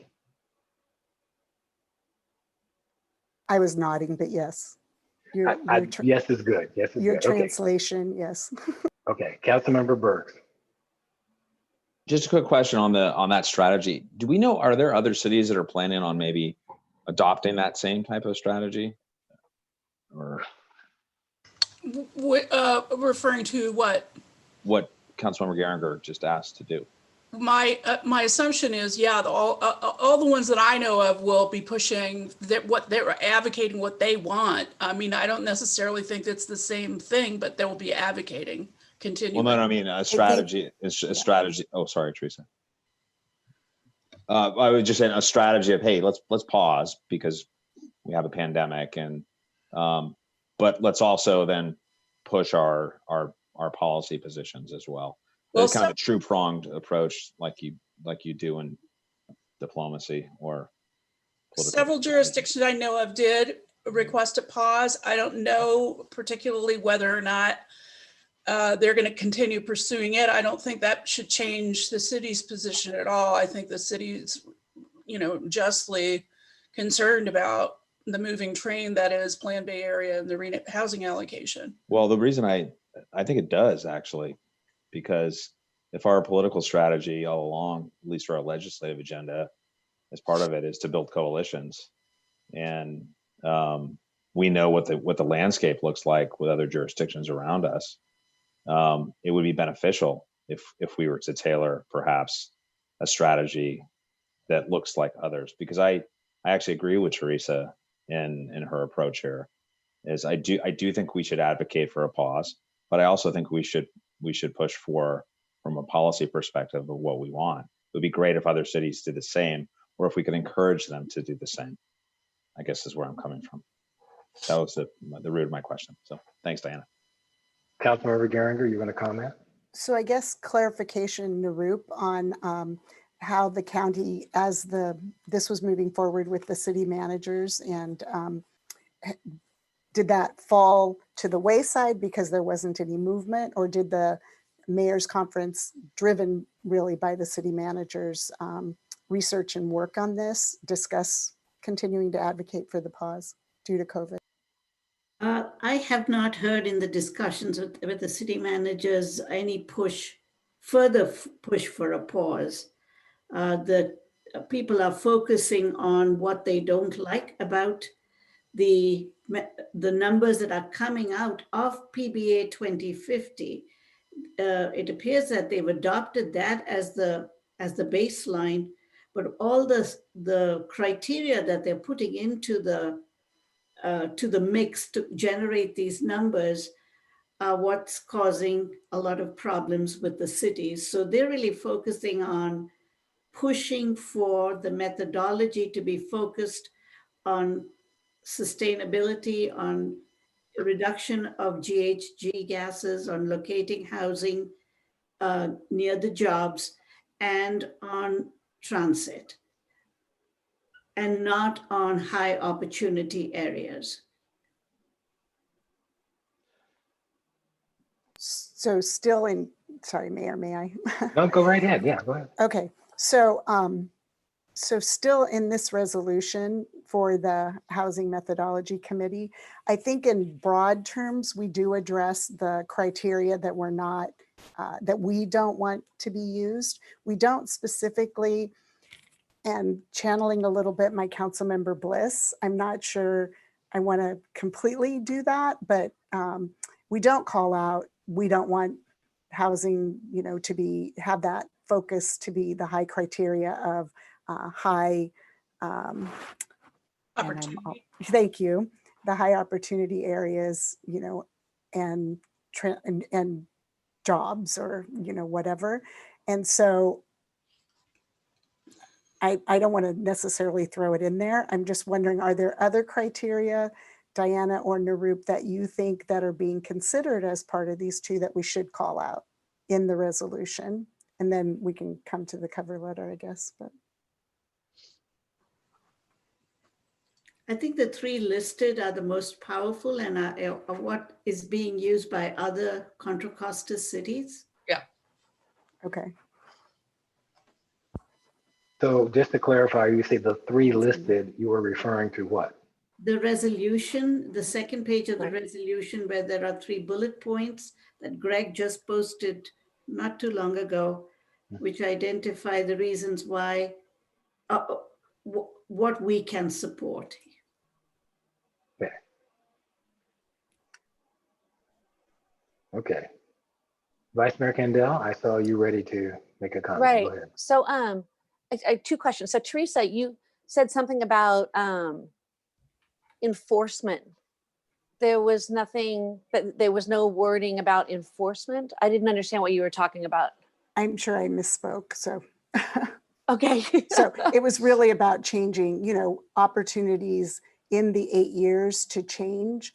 And Right. Yeah. Okay, so already got it. Yeah, I don't think so. But this leads to another question. Isn't ABAG the authority, the agency that could push back on the total numbers if in a year's time we see the Bay Area people leaving and the jobs leaving? Are they the right agency to push back against those allocations? The agency, the allocations are statutorily mandated. There was an appeal period. ABAG decided not to appeal those, and there's no longer an opportunity to appeal those numbers. Now the only appeal process is jurisdictions, when they get their individual allocations, they can appeal that through a formal process. There's never been SCAG was doing that right now. I think SCAG, I think it's Southern California. No, they're not. They don't have a legal, they may try to do it through a lawsuit, but they don't have, there's no mechanism in the statutes that allows for that. And in fact, there's to my knowledge, in the almost 30 years I've been doing this, there's not ever been a mid-cycle request or revision of housing element RHNA allocations, as far as I'm aware. Right, it just puts us in a pickle, right? Because there's a bunch of these state laws that put enforcement teeth in them, like SB 35.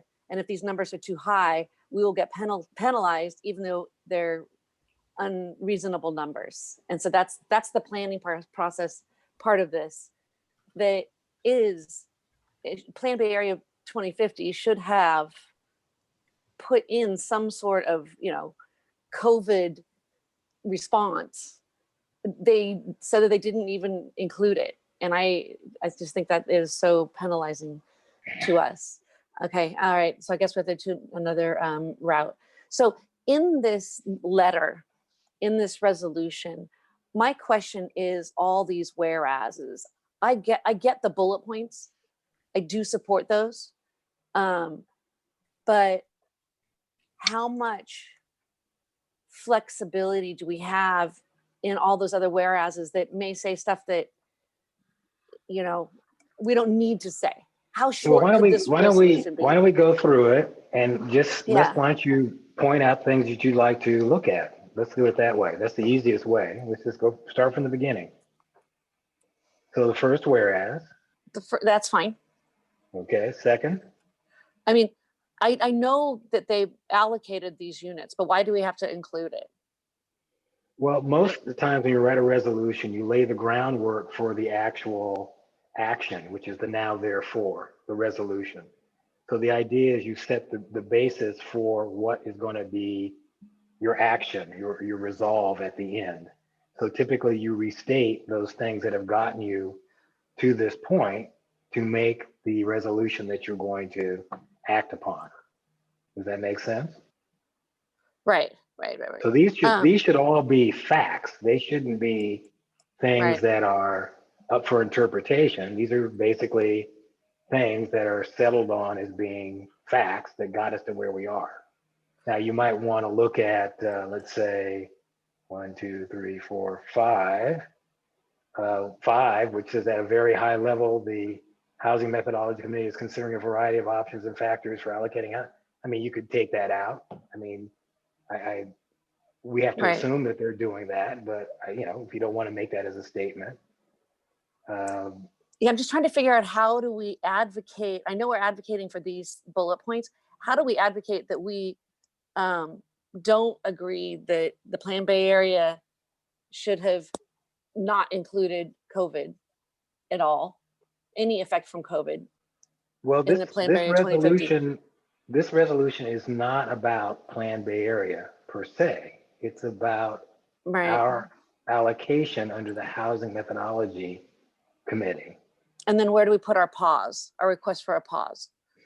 Well, I think one of the things that was brought forward was the idea of a cover letter that Correct. would allow you to frame the resolution and say, you know, we really think that this whole thing ought to be put into abeyance for a particular period of time for the effect of COVID-19 to be totally understood. And then you can have a better sense of where you really need to be. However, this is our resolution based upon what we have in front of us today, which is the decision we have to make to meet their statutory deadline. Okay, so we should add, like you said, the 6A and the 5A, maybe include those in here, right? So they know Well, that we're doing our homework on that part or something. Let me go back to Ms. Elrod and see what she thinks. But I think for me, it was always just Plan Bay Area 2050 baseline data. Yep. What's happened since then is that these factors have been kind of added to the mix. And from what we're hearing from Mr. Wolf is that they're focusing on 5A and 6A. And from Diana, the same thing. That's where they're aiming in terms of where they want to go. At the bottom of that chart was Plan Bay Area 2050 and the allocation related to that. And it was much smaller than what they're looking at in 5A and 6A.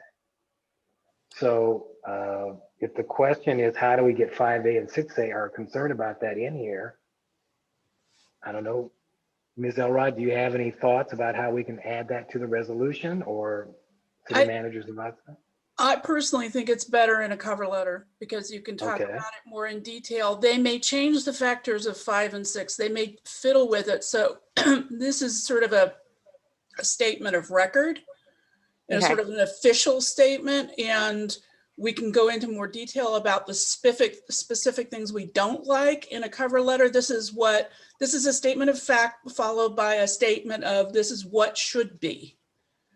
You should do these things because it's going to reduce greenhouse gases. We're not saying what we don't want in this. We're saying what we do want to affirm. So this resolution is an affirmation, if you will. So we can do this stuff having to do with, what we don't like and why we don't like it in a cover letter that would be less formal. but still have an impact because it had come from the city. It will still have the same impact in the sense that, but we will just be able to talk about it in greater detail. Okay. Thank you. Okay. So that strategy, does that seem to be something we want to pursue as a council? Okay, I can't see Councilmember Burks. Can we take the resolution down? There we go. Now I can see everybody. Okay. Councilmember Burks has given me a thumbs up. Okay. Now, let's try this on for size. This resolution needs to go forward fairly expeditiously. Is that correct? Yes. So if we're going to draft a cover letter, then we need some authority given to the mayor and staff to come up with something that represents the conversation that we've had here tonight. So we would need to add that to a motion so that we can move forward and make that cover letter happen. So how does that sound as a possible way to proceed? Councilmember Burks, you seem to be ready. You're okay. Yeah. Vice Mayor Candell, you're okay with that? Councilmember Geringer, okay. So with the resolution, let's just start with the resolution as written. Are you ready to vote on this as is, or do you feel it needs to be modified? Does anyone feel it needs to be modified? Okay. Then we would also want to have a motion that includes the cover letter to be drafted by the mayor and staff to reflect specific concerns about the process, the need to take into COVID-19, its effect on the whole state, as well as local jurisdictions, and a need to pause this entire process so that that can be taken into consideration. The fact that there are options or factors 5A and 6A that are being applied apparently to this calculation that we do not agree with, that should not be included. And is there a third piece that we want to put into the cover letter?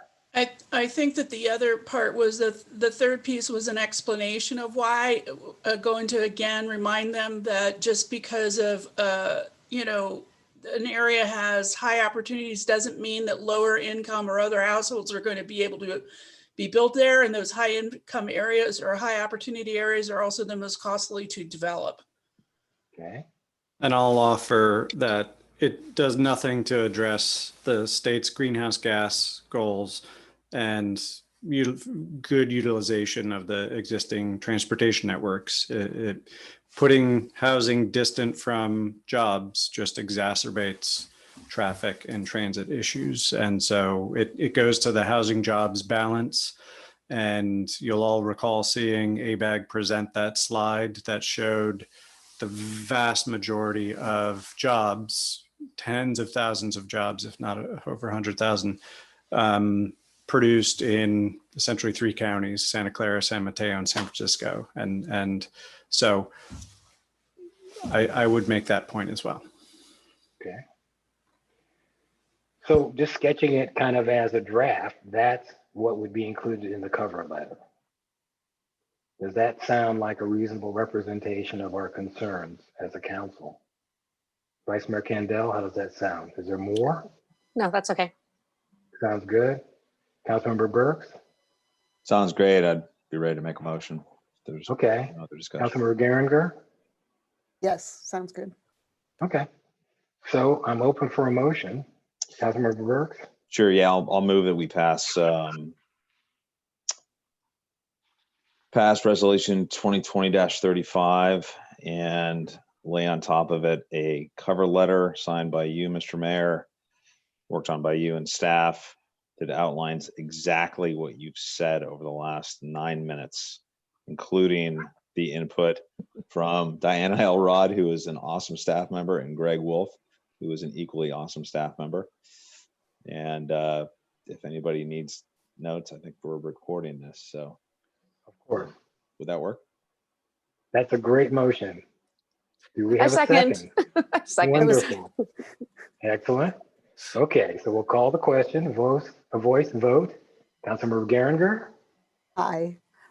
Councilmember Burks, Aye. Vice Mayor Candell, Aye. and I'm a yes, so it is 4 yeses, 1 absent to proceed with the resolution and a cover letter drafted by staff, signed by me to outline our overall concerns with the process related to COVID and other various issues that we're concerned about. Okay, with that, we can move on to, Thank you. Thanks, Diana. yes, Thanks, Greg. item 8AB, which is removed from the consent calendar.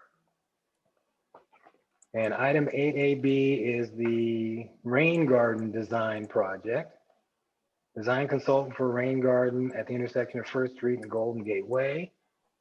And I know that Matt was going to hang in here to give us a little presentation and answer questions. Good evening, council members, mayor. Can you hear me? We can hear you. We can't see Oh, you. good. Oh, yeah, my desk is a disaster. To get the video up is going to require disassembly. Okay. Okay, so the Downtown Creeks Preservation, Restoration, and Development Plan was adopted by the City Council back in October 23rd, 2017. And this plan envisioned the construction of a rain garden on the public property at the intersection of First Street and Golden Gate Way. The plan calls for a passive park at this location that would offer possibilities for rest, relaxation, and education about the creek. Decorative or thematic fencing along the top of the concrete channel would replace the chain link fence with razor wire on top and would enhance the character of the creek at this location.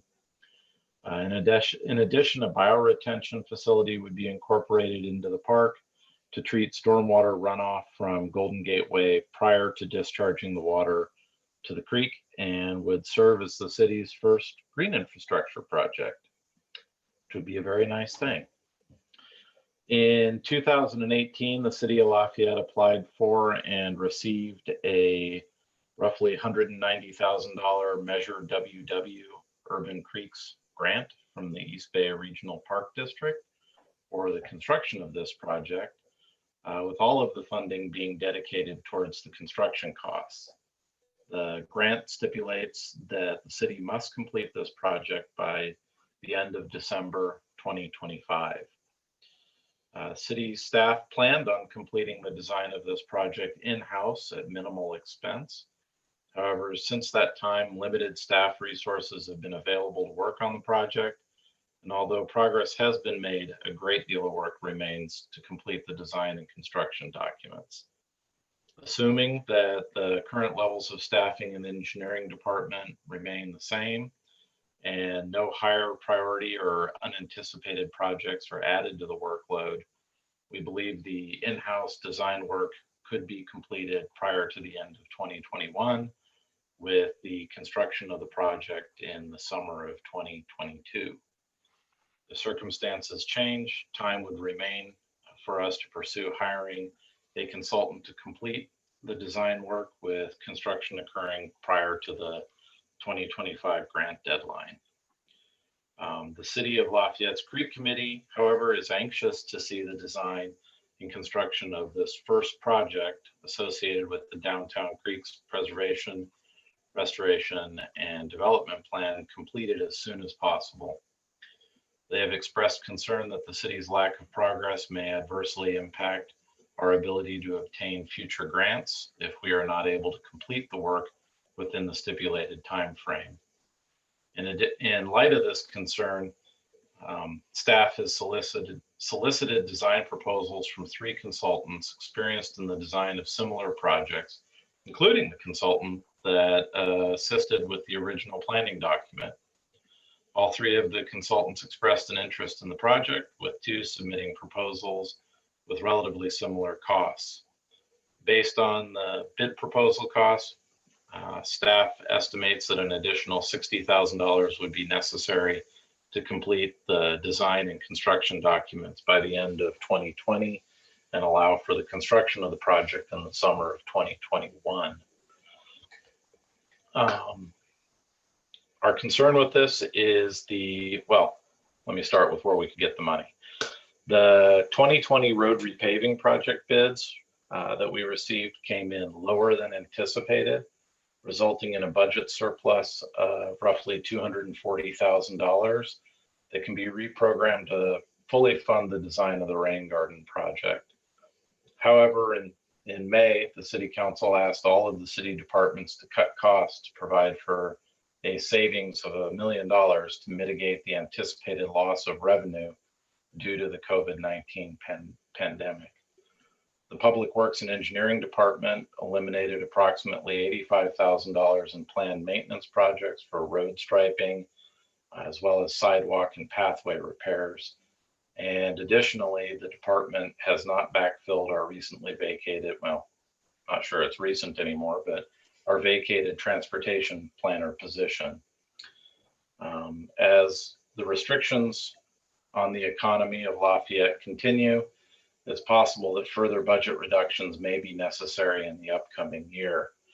As such, prior to spending these surplus funds on expediting design work, staff would suggest deferring the completion of the rain garden design and construction for another year and allow the city's surplus capital project funds to be used for needed pathway repair, striping, and signage maintenance, as well as to provide a little buffer if additional surplus funds are needed to offset any additional cuts due to the revenue loss due to COVID-19. So that is why we are recommending that we not hire a consultant at this time. Are there any questions? Okay, are there questions? Councilmember Burks. Thanks, Matt, very much. And just for the record, I think it'll be good for folks. I mean, is the committee behind the recommendation? Just, I think the committee would really like to see this project built. I mean, it's the first one. yeah, I know. So that it's like their first child. They're very anxious to see it head off to college and graduate and have a successful life. So I think given a choice, they would prefer that we hire a consultant and build the project as soon as possible. And if I may, I was at the Creeks Committee meeting when we discussed this, and my concern was mirroring that of the committee, that we've been trying to get, someone to take this on as a minor project in the engineering department. And of course, everyone's busy, and then people have changed, and new people have come in, and then they kind of pick it up, but then there's other things to do.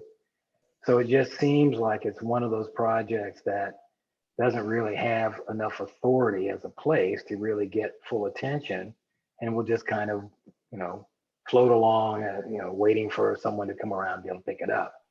If there's a possibility we can get this done and get it in place, that may help us with other grant applications sooner than later for other creek projects. Yeah, if I could, Mr. Mayor, and I'm sorry I missed that meeting too. That's okay.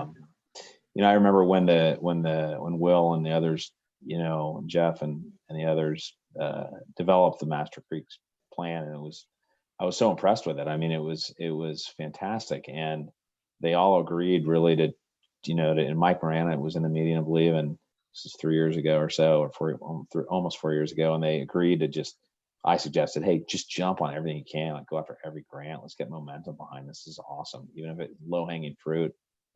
And it just, it's just tough times right now. It's just terrible timing. But I agree with what the mayor just echoed.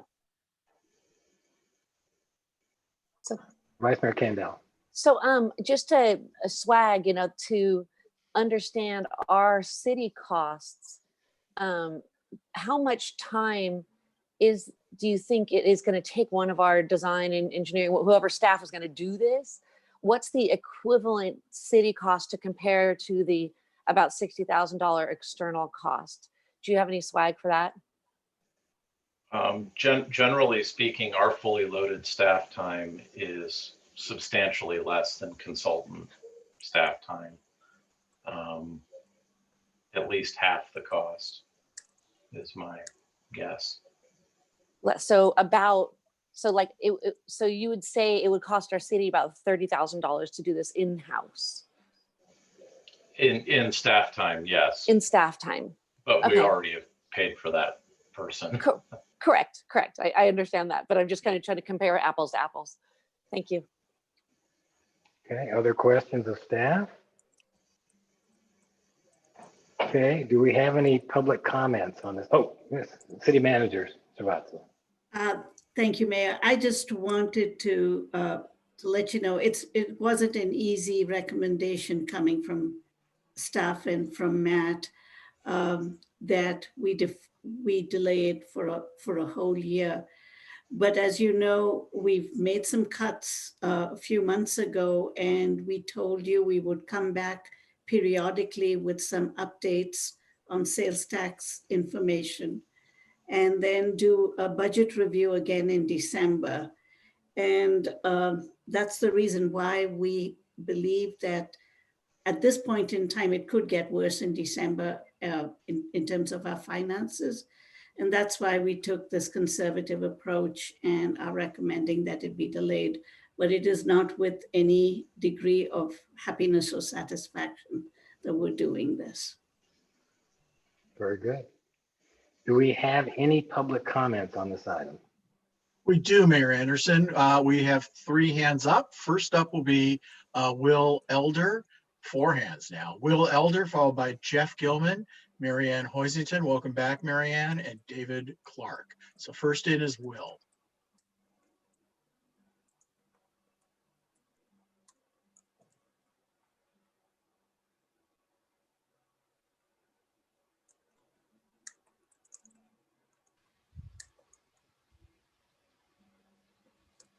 Welcome. Hello. Hi. City Council. Yeah, the plan actually was that I would go last, but I guess I'm first. Actually, can I defer and have Jeff and David go before me? I think that would make more sense considering how we've prepared for this. Okay, let's allow that. That's not a problem. Okay. So Let me Yeah. see what I can do here. The magic of Zoom. Stand by. Okay. All right. What is the order again? I think it was Jeff first. yes. All right. All right. Coming up is Jeff Gilman.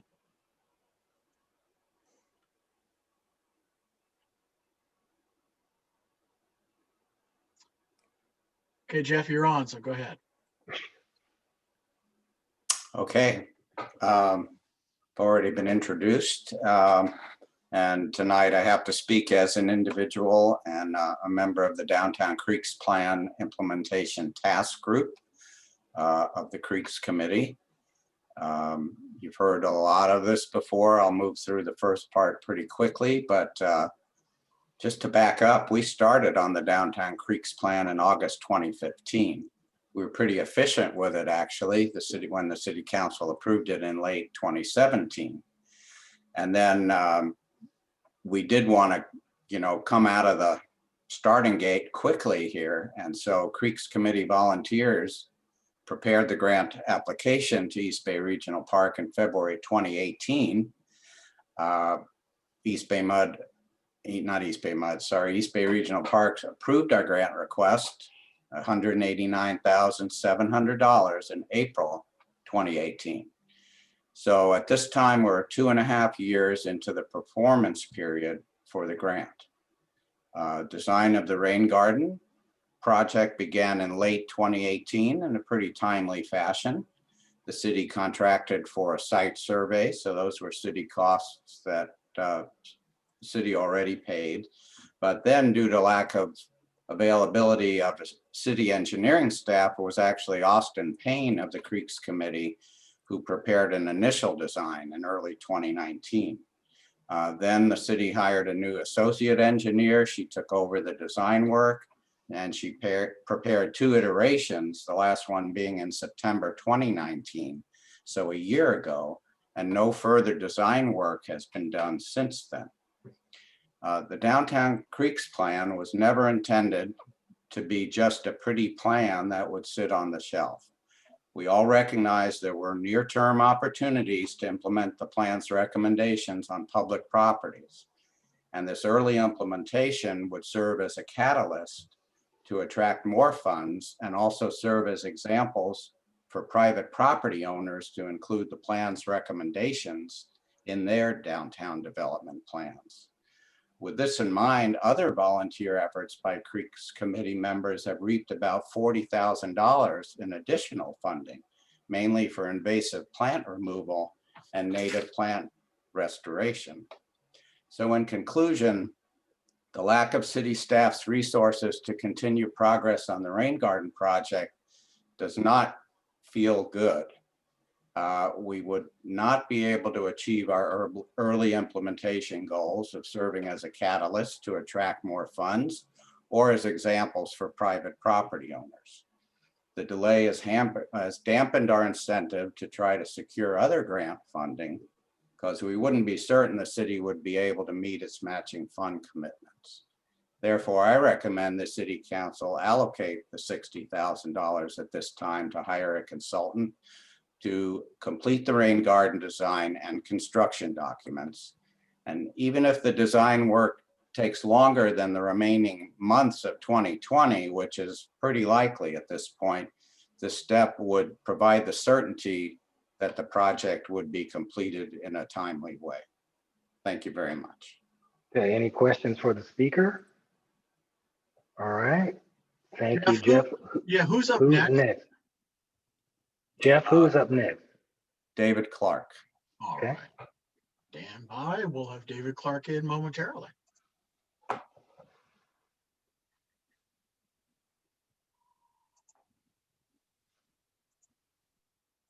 Okay. All right. Here comes David Clark.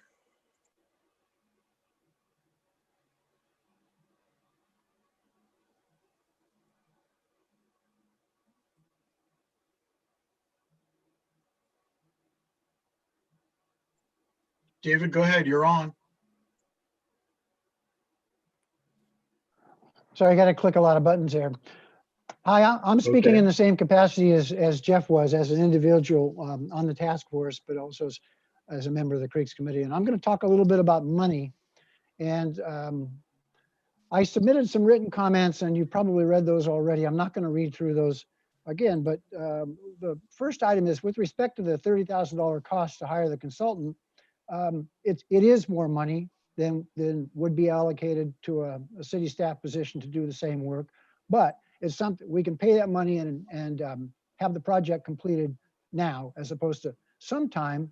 It may be a year, maybe 2 years in the future. So there's a time value to that money. Granted, we're going to spend more now, but if we don't spend that money today, and we wind up having to spend having to hire a design consultant a year from now, or even in the staff report, if it takes a year beyond that, 2 years from now, that amount of money is likely going to be more than it is today. That's just with respect to the design consultant cost. With respect to the actual construction costs, we're by the design consultant is the first step. We can't get to the groundbreaking parts of this until we get the design taken care of. So by definition, all those construction costs will be deferred for some period of time, a year, maybe 2 years. They're going to go up as well. So the point between the two is it's probably, in fact, we think it's a prudent investment to spend the money now, as opposed to at least defer some of those higher costs later. That's one thing. Another thing is that by deferring spending the money now and starting the project, there is an end point to this project. And the longer we take to finish the project, the more we're butting up against that end of that project and risking not meeting the time deadline. So, and that's a risk. There's a cost associated with that as well, potentially. A third item is, it's not clear from the staff report. In fact, it's pretty clear that there's not going to be staff time allocable. There's not going to be new staff time allocable or available to handle this project in the next year. And there's not an indication in the staff report of what kind of priority this project has, if any. So it's almost like we're waiting for something to happen so that we can take advantage of that something and then move this project along. It doesn't seem like it's planned for. So the fourth item is actual cash money. So if you look on the second page of the report, and Matt alluded to this, but there's a surplus of $239, almost $240,000 in the capital improvements project right now. That's the kind of opportunity I think we're looking for. You know, on the one hand, we're looking for the availability of staff time so that somebody can handle this. But there's a pot of money. There's an availability of $240,000. This project is $60,000. Is roughly almost 25% of that total. So we can spend the money, take care of the design consultant today, and there's still a substantial amount of excess there to handle the things that Matt was referencing. So it seems to the committee that, yeah, and that what Need you to wrap up. fair enough. What we recommend is spending the $60,000 today and taking it, using the availability of that surplus funds to do it. Thank you. Okay, next public speaker. All right, I believe that was Will, so let me find him because he has put his hand down. So, and he's put his hand back up. Great, okay. Will's joining the meeting now.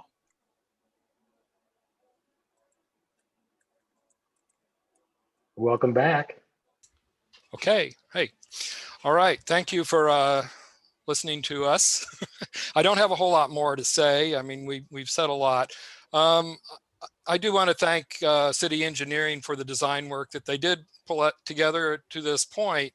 And I think it did show actually something that is kind of important, and that is that we may actually have a bit of a shortfall in funding to complete the project as it was envisioned. And so I think it behooves us to get that design done so that we understand where we are and that we on the Creeks Committee can go out and find more grant funding or other sources of funding to cover any gap that we may have to complete the project the way we want to see it done. If we wait another year and we're still, you know, oh, we're a little bit short here and now we got to go find more money, this could really end up us butting up against the end of that time limit. We really need to know where we're at, and so we can get that money and finish this project. I think, you know, as Cam said, we're all pretty excited, council members and Creek Committee members, to get something, you know, going and groundbreaking and see a project come to fruition. I think at this time, you know, a lot of people are down. I think seeing something like this going into the ground and a really positive aspect downtown there by the park, by the library, would be a positive public thing. So you know, I don't want to see us just waiting. And if, you know, if we haven't convinced you now, I do suggest a couple of things. One is to ask staff, you know, where does this project lie on their priority list? Is it realistic that we, you know, will get that added staff time? I don't see that from past, you know, experience here over the last year or two, that is a reality. I believe if we wait another year, we're going to end up here again and saying, okay, well, I guess we might have to hire someone. So I think, you know, realistically, we need to look at that. And then finally, if you're not convinced by any of this, I would request that a year is a long time. And I know, you know, you have your December funding review for FY20. It may be worse, and you know, it could be. I understand the situation, but I would request that we revisit this sooner than later, and so that be part of the mix in that December funding review. Okay, any questions for the speaker? Vice Mayor Kandel. Thank you, Will, for everything that you've done in your explanation here. I do have a question when you talked about we may exceed our costs. Yeah. how are you guys going out to this design? Because we're going to go into design documents and construction documents. Are you being cognizant in all of that you are trying very much to keep within this money number, right? Where's that reassessment, that adjustment if we're not? Well, we haven't got to the value engineering part of the project. I think the main thing is that the idea was that we would have a ADA compliant path that would go to a viewing area in the project site. And that, there's probably retaining walls and railings and stuff like that to make it all compliant. And that has pushed the costs up over what our initial estimates were for the grant proposal. So, we can scale back, but we haven't really, the design has never got to the point where we can really look at that, I don't think. However, it would be nice if we didn't really have to scale back that much, if we had some opportunity and time to meet that gap that might occur. Thank you. Yeah, thanks. Other questions for the speaker? Okay, Mr. Elder, thank you very much for your time. Are there any other public comments on this item? We do have one more public comment, Mayor Anderson, and it is from Mary Ann Hoisington, who's going to be joining us now. We're glad to have her at the meeting. Yep.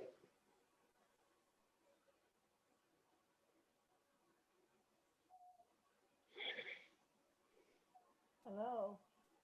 Hello. I don't know how to get the picture. I want to just take 2 minutes of your time to talk emotionally. Mary Ann, we're going to have to ask you to speak up. We can't hear you. Try to speak right into the phone or the computer if you can. Can you hear me now? Barely. Barely. Okay, I just will be very brief because this is an emotional comment. I know nothing about the project. It's just that when I read the agenda tonight for the meeting, I saw the words on there and they were so encouraging. All of us in Lafayette are so depressed now. It would be lovely to go forward with something like this. And Narup, I know you don't make money while you're asleep under your bed, but maybe in December something will look better. So thank you for listening to my emotional comments. Thank you all. Okay. All right. Any questions for the speaker? Mary Ann, thank you very much for your comments. We appreciate it. Thank you, Mary Okay, Ann. any Take more care. public comments? No more public comment, Mayor Anderson. Okay, let's bring it back to council for a little discussion. Councilmember Geringer. So actually, a couple of the speakers, first of all, thanks to, I echo Cam's sentiment. I got to sit for a little while on the Creeks Committee and took a tour of the area and the enthusiasm and the planning that have gone into it and came on the council, I think, just as they were getting the grant. Mayor, you said something that, and I want to thank staff for the staff report and for all the work that's gone into that. And I echo Mary Ann Hoisington, if Narup or any of us can find money under the bed, that would be great. Not here. Mayor, you said that kind of what the frustration or what happens is people change, new people come in, and this project doesn't seem to have enough authority, I think was the word that you used. And what I questioned then was, will that change in a year? And then the speakers sort of spoke to that in a couple of different places. So I guess the question for staff really is, where is this on the priorities? I know that it's hard to even think about it when we're feeling overwhelmed, but sort of where is it? That if we wait a year or we wait until December and figure out where we are and maybe revisit this in January, would this project rise up? This project would be, this Matt. project would be, hi. This project would be part of all of our capital improvement project design. So for next year, we're looking at a surface seal program, which we did hire a new engineer, so staffing did get a little better. And he's already nearly completed the surface seal design work, so we're kind of ahead of the game there. And then we are going to do some paving work on Relieves Valley Road and Moraga Road. So this project is right in that mix. This would be the other project that we'd be working on. So I think there's a very good possibility that this project can be designed by staff to be completed in a year. I don't have a crystal ball to see what other things are going to come in to affect staff. The last couple of years have ruined any crystal ball theories I've had in terms of predicting how things will work. But right now it's a priority, along with the other projects I mentioned. They're all together. Okay, thank you.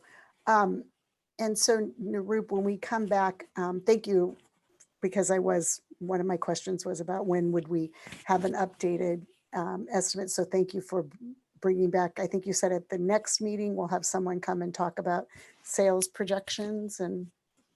Yes, Tracy and Jennifer will be before you at your next meeting in September to talk about the latest sales tax estimates that we've received. But I think the more robust discussions on the budget will be in December when you finalize the final budget for the fiscal year. Those are currently the two opportunities you get. We may have an additional meeting between September and December to bring you more data on revenues and expenditures. Okay, and then to the reserve dollars, to some of the points that the speakers made, I think specifically David, it's 60,000 out of the 240,000, and then an 85,000 for other that we eliminated for other road striping and pathways and sidewalks and things like that. And the transportation planner, we don't have plans to bring that back in. So it looks like there's enough resources just for the design and the consulting work. That really is at the concern about once that's done, then there were the additional expenses. I think maybe Matt, this question's for you, because I really want to figure out how to get this project moving. And I realize that the deadline's not until 2050, but for all the reasons of all the potential things that can come up, unexpected things, my sort of gut is really leaning towards trying to figure out how to do this. And if it means waiting until January, like really prioritizing this, as a council, and I would push for it again, but it looks like that the money's there and there's still money to meet those other road and sort of transportation and planning or pathways and sidewalks. So I guess, can you explain that to me again? Yeah, you're correct. If we weren't in the middle of COVID and we felt that the year was going to progress more or less the same as most years do, this wouldn't even be even remotely a difficult decision. We'd say, yeah, spend the money, it'll be fine. Yeah. I wrote the staff report, as Nirup said, not because I wanted to delay the project. That is not my intent. My concern is that we are already delaying needed maintenance projects such as restriping and sign repairs and things like that due to lack of funds. So the idea would be if we're going to start spending this savings money, this $240,000 or thereabouts, we should fix the things we already cut first and then maybe save some so that when the discussion for what actually the financial situation is for the next year, we have a little cushion there so that we're not having to do additional cuts to other programs merely to fund a consultant. That was my concern. So I gave a very, very conservative recommendation. Yeah, right. Thank you. I really appreciate that. And it is that push pull. I'm also a fan of, and and pushing for that in other areas of other committees that I'm on, is that we use reserves and things like that to smooth the way for what we don't know is going to happen.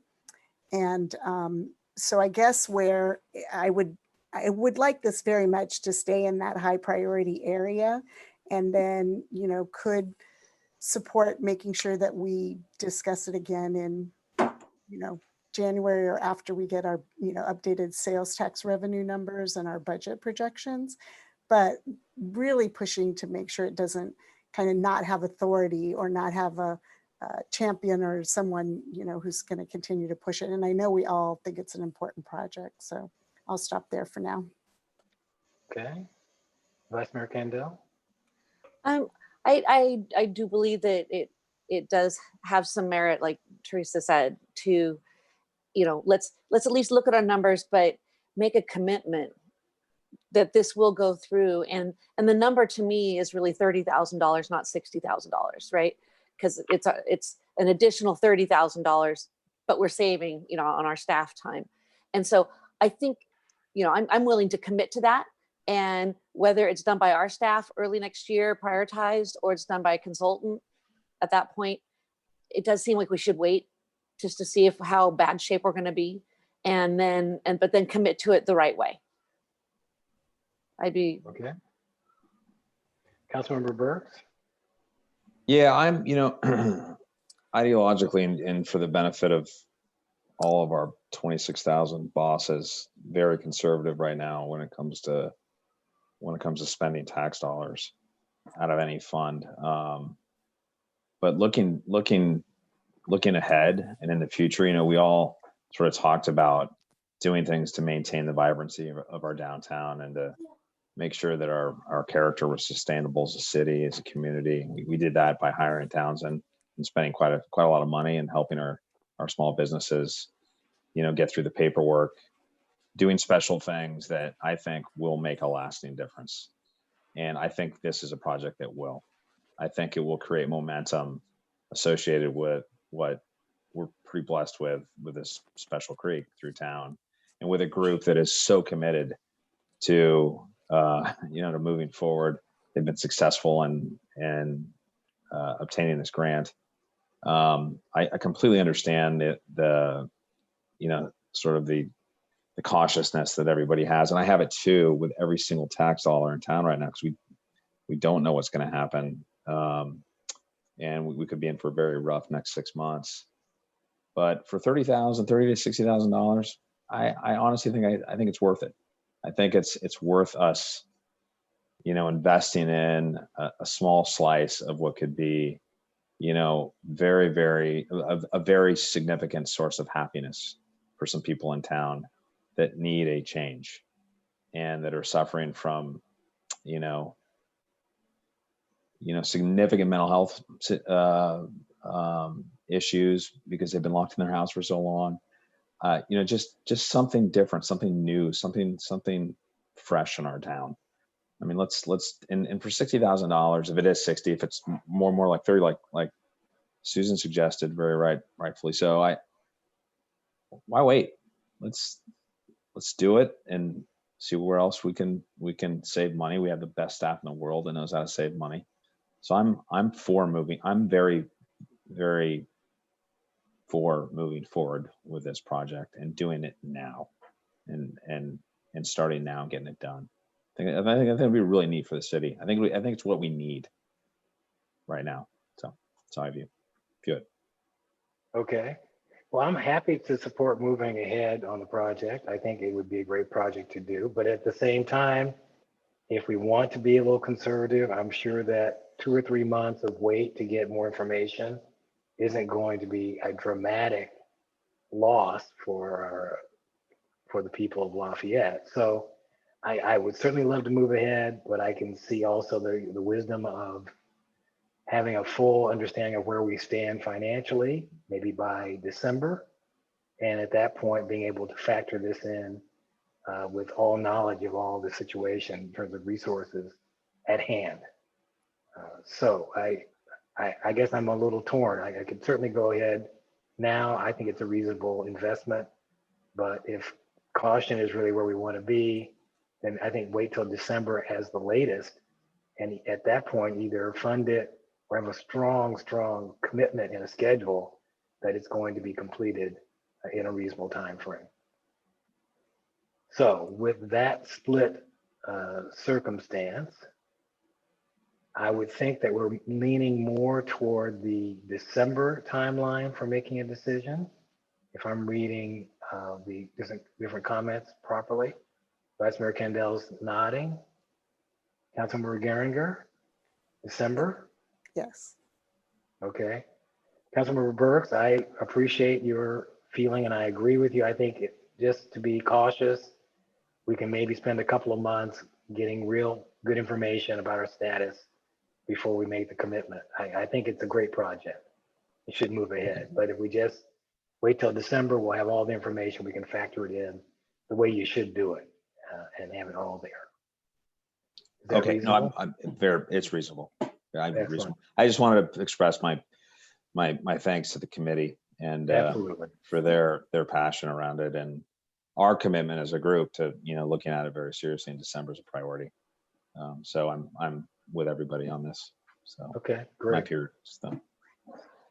Okay, so we don't need to take a formal action on this, but I think what we're asking is that we have this item come back in the context of our December discussions related to the overall financial plan going forward, and this be a priority topic for a decision. So does that sound reasonable? Okay. City manager says yes. Okay. So Mala, we don't need a vote, do we? Good. All right. So we've given direction. All right. Thanks to all the Creeks Committee for participating. We appreciate that a lot. That brings us to council commission reports. And as we go into this, I want to raise the question of rescheduling our next council meeting because of Yom Kippur being on September 28th to September 29th. And so I guess just kind of an informal poll of council members present, would you be available for a meeting to shift from September 28th, which is Yom Kippur, to September 29th? So I'm getting head nods, Councilmember Burks, Vice Mayor Kandel, and Councilmember Geringer. Is that, she's good with it too. So City Clerk and City Manager, looks like we can change that date. Okay, thank you very much for that. Now is opportunity for council members to report on activities and consideration of matters council members wish to initiate for placement on future agenda. Councilmember Geringer. Okay, so I do have a couple, and so I'll try to be linear and succinct in my in my iterating or running them off. I'm already bubbling it. So at our meeting on August 24th, we I believe it was Councilmember Burke's urging at the end of the meeting, we committed to address the real and existing imminent danger related to wildfire and public safety and evacuation routes, and committed to doing that sooner rather than later. And so I wanted to bring that up here. I believe some of it will, we would have to have it come back. Mala happens to be right in the middle of my screen. So if I start to say something, I'll be able to see her, giving me the look. So I believe some of it has to come back, but I think there are some things that maybe staff is already doing, and, we can, I would like to just go through it sort of a short list. We heard a lot about evacuation routes and the limits to some of the evacuation routes on where I'm sitting right now on in the North Release Valley Road area. And so looking at some of the opportunities to partner with other agencies around us, and I believe these ideas have come up before, but really actively looking at it. So East Bay Regional Park, looking at some of the access out onto, through the fire roads. Obviously, every emergency evacuation plan depends on where the fire is. I mean, I think that goes without saying, but also with East Bay Mud, where there are some easements that could potentially block folks, you know, coming out that have chains across them. So really actively looking at opportunities to partner with those other agencies. There was some discussion, a lot of modeling that came out of our discussions on August 24th. And I personally don't know, you know, how or when the last time our public safety, either police or Confire in partnership have looked at those kinds of studies to look at updating our plans. But I believe that's probably something that somehow or other we can figure out. I know that Orinda and has a different fire district, but MOFD has gone through a process and has adopted an ordinance related to defensible space and controlling vegetation management and fuel management. And if council agrees at a future meeting, it would be you know, good to look at that. Just based on our structure, Emergency Preparedness Commission, potentially planning, but definitely staff, I think, on all of these things so far. And then I touched on it briefly earlier with the conversation around the legislation and with Casey about grants.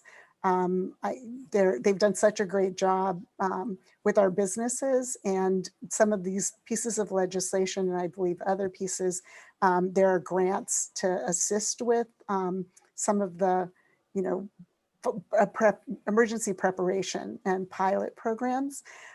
There also, I literally sat in on the call with, in town hall with Assemblywoman Bauer Cahan, and it was really promoted by Firewise. I don't know if any others were able to be there on that listening. I figured that Vice Mayor Candel, you might be there.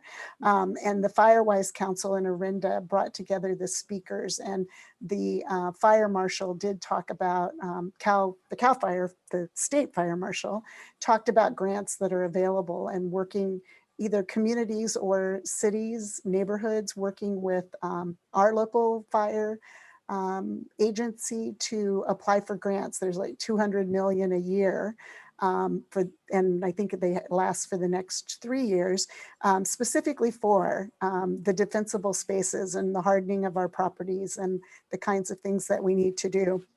And then I have, for probably the whole time I've lived here, okay, let's just say for the last 10 years, have had on my to-do list, get the neighbors, have a list, have a phone tree, because I know homeowners associations have very active memberships, and they know who's there, and they're dividing up their cul-de-sacs and making sure everybody's doing it. I live on one of the private roads, and there are a number of them around here. So I have gone so far as to start to get something to put in mailboxes and, you know, to do those things. But I was curious what we as a city, either through Emergency Preparedness Commission, might be able to do to assist with some of that. And I think a constituent came forward and asked on one of our first town halls or our first city council Zoom meetings about public safety and having sort of community-wide, I'm going to say Slack, because that was what they brought up, but some kind of a way that, you know, we can connect these groups together. We're lucky here because we can connect with Silverdale, but anyway, so I think in a bulleted list, those are just some of the things I wanted to throw out to get our conversation started. And we can, obviously this has to come back, and Mala didn't roll her eyes at me once, and you know, it would have to come back. So that's one thing. I wanted to report that CCTA, there's a meeting tomorrow night, but the subcommittee did receive that the sales tax revenues are for this year, end of year, are down 3%, but you'll recall that as part of the planning, CCTA had estimated that it would be down 5% just for this quarter period, you know, coming back in. So while it's flat, a little down from 2019, but much higher than what they were predicting to move us for at this end of year. there are some good news there. And so to my point earlier about taking those reserves, taking that nice surprise, if you will, because it's still dependent on tax dollars, and we'll get a report in October, similar to what Nirup and Tracy are going to be bringing next month, about where we really are going into the new year, because their numbers for going into the new year are still in that conservative, with 15% reduction. So to address those things, CCTA, working with all of the agencies and staff, had in May proposed a hold on Measure J, funding Measure J projects, to then look at all of those projects, assess them with where they meet certain criteria. And there are 32 of those with about $43 million.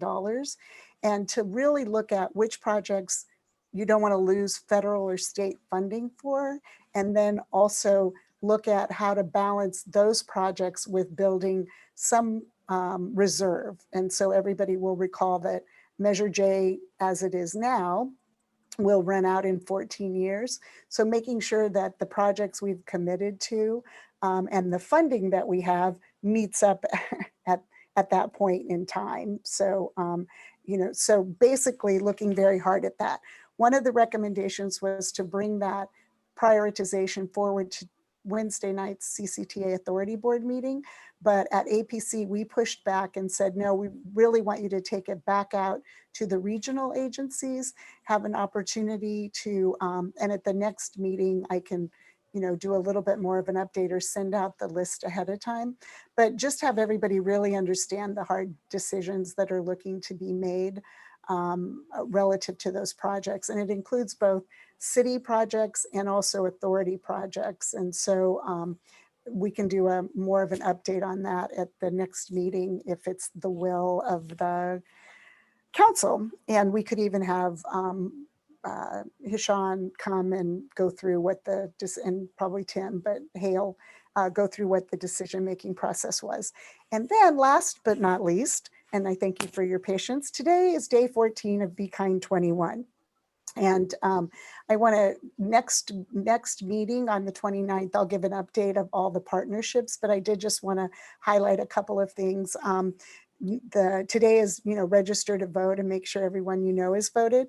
But the main thing I really want to focus on is that in partnership with the Chamber and a number of other groups, we added a community-wide food drive for the Food Bank of Contra Costa and Solano County. So if you've left the house during these smoky times, which I haven't a lot, but you will have seen some barrels all over town. They're at all the schools. There are some at Akalani's. There are some at the community center, also at the Chamber, at the Peter Pan Foundation on Mount Diablo Boulevard, at the Dave and Maya Smith's house over here off Release Valley Road. So I encourage everyone in the community and my colleagues on the council to make sure we fill those up. They'll be there until the 21st. And then, as always, anything like this that happens, it's usually you will find Jay Lifson and the Chamber attached to it. And so Jay coordinated with Gagnon's to pick up the barrels, and then and Richard Whitmore got the school district to pick them up. And so anyway, it's just been a very good partnership. And to the point about the creek project, I think that the bioretention project, I think it's one of those things that has brought people together to try and find the positive in these times, which occasionally a little respite is a good thing. And so thank you for listening. Get your non-perishable goods out to those barrels. Okay, a lot there. I know the city manager was nodding her head and taking notes, so I think we'll see something. I can give you my notes too. Come of all of that. I made a few notes myself. Yeah, that's very good. Okay, other council members' comments on activities or future agenda items. Vice Mayor Kendall. Just to add to Teresa's report, there was Firewise. So I did participate in with Arinda, and they really do want to kickstart a Firewise group here. I've been pushing hard in Spring Hill, and I think I finally have 2 volunteers that may actually spearhead a first Firewise. And we got another email recently from somebody else that was looking for evacuation routes too. I was hopefully going to try to get her pulled in as well. And so as that moves forward, I'll let you know if it does. Okay. Councilmember Burks, anything? Yeah, thanks. So just to pile on to the Vice Mayor and Teresa on the Firewise, I've got 2 or 3 people that are interested in every neighborhood in Lafayette that have brought it up. And I was going to send an email to Narup to send to the council, but since you guys brought it up and we're in the public, I guess I'm not violating anything, hopefully, Mala, but I'm so glad to hear this tonight. And Teresa, thank you very much for bringing up the idea of, really on the commitment on the 29th that I personally asked for doing as much as we could to, under the guise of public safety and wildland fire associated with the decision we made that night. So I'm behind it 100%. Contrast County Food Bank, there is an event. I don't know if it's proper for me to say it, so I won't say it until I talk to Mala and get permission to say it. So maybe put on another agenda. I did want to bring up, so Mala, expect it if I could text you tomorrow or call you tomorrow to get advice. September 29th is actually, I think it is the first presidential debate. So from 6 to 7:30. That's why it sounded familiar. I'm like, something is that night. So we may want to consider doing it after it ends at 7:30, or Mr. Mayor, or picking another date. Well, why don't we do this? Everyone seems to be okay with changing the date from the 28th. Okay, so let's take that as a given. And then I'll work with Joanne and Narup, and we'll see if we can get consensus on another day that week. But yes, if the presidential debates are that evening, I think we want to steer clear of that so people have a chance to participate in that and watch it. So we'll hold on the 29th, and we'll do some kind of, I guess, with some kind of a polling and figure out what will work for folks. Unless you want to try to do that now. I mean, what do you think? I'm fine with doing it now. But I have my calendar here, so. So do I. So the 30th works. I do want to say that she probably won't want to be with me that night anyway, but it is Madison. It's not a presidential debate, but it's Madison Geringer's 25th birthday. So. Well, happy birthday. The roundup will be. Well, no, she won't be there. Well, so then Wednesday the 30th, is that going to work for others? Okay. And we'll check with Steve Bliss. Yes. All right. So let's make it the 28th is no longer a meeting. It's moved to the 30th of September. And that'll get confirmed by the city clerk once we get a little more information. We will have a conflict. We have one YouTube channel and the DRC meets that night. So I will work with Joanne and with Greg. Yeah, and we can figure something out, because it will still be a proper public meeting even if it isn't on YouTube. Okay. We can tape it. Yeah. Okay, thank you. Okay, so the 30th, it seems to be the date, and that'll get confirmed. All right, good. Okay, any other council member comments on activities or future agenda items? Okay, then let's move then to item 13B, and this is the report from the task force to effect change and action in the area of racial equality in Lafayette. And I think, Narup, you're going to start, and Chair Kendall will finish up. You're muted. You're muted. There you go. Sorry about that.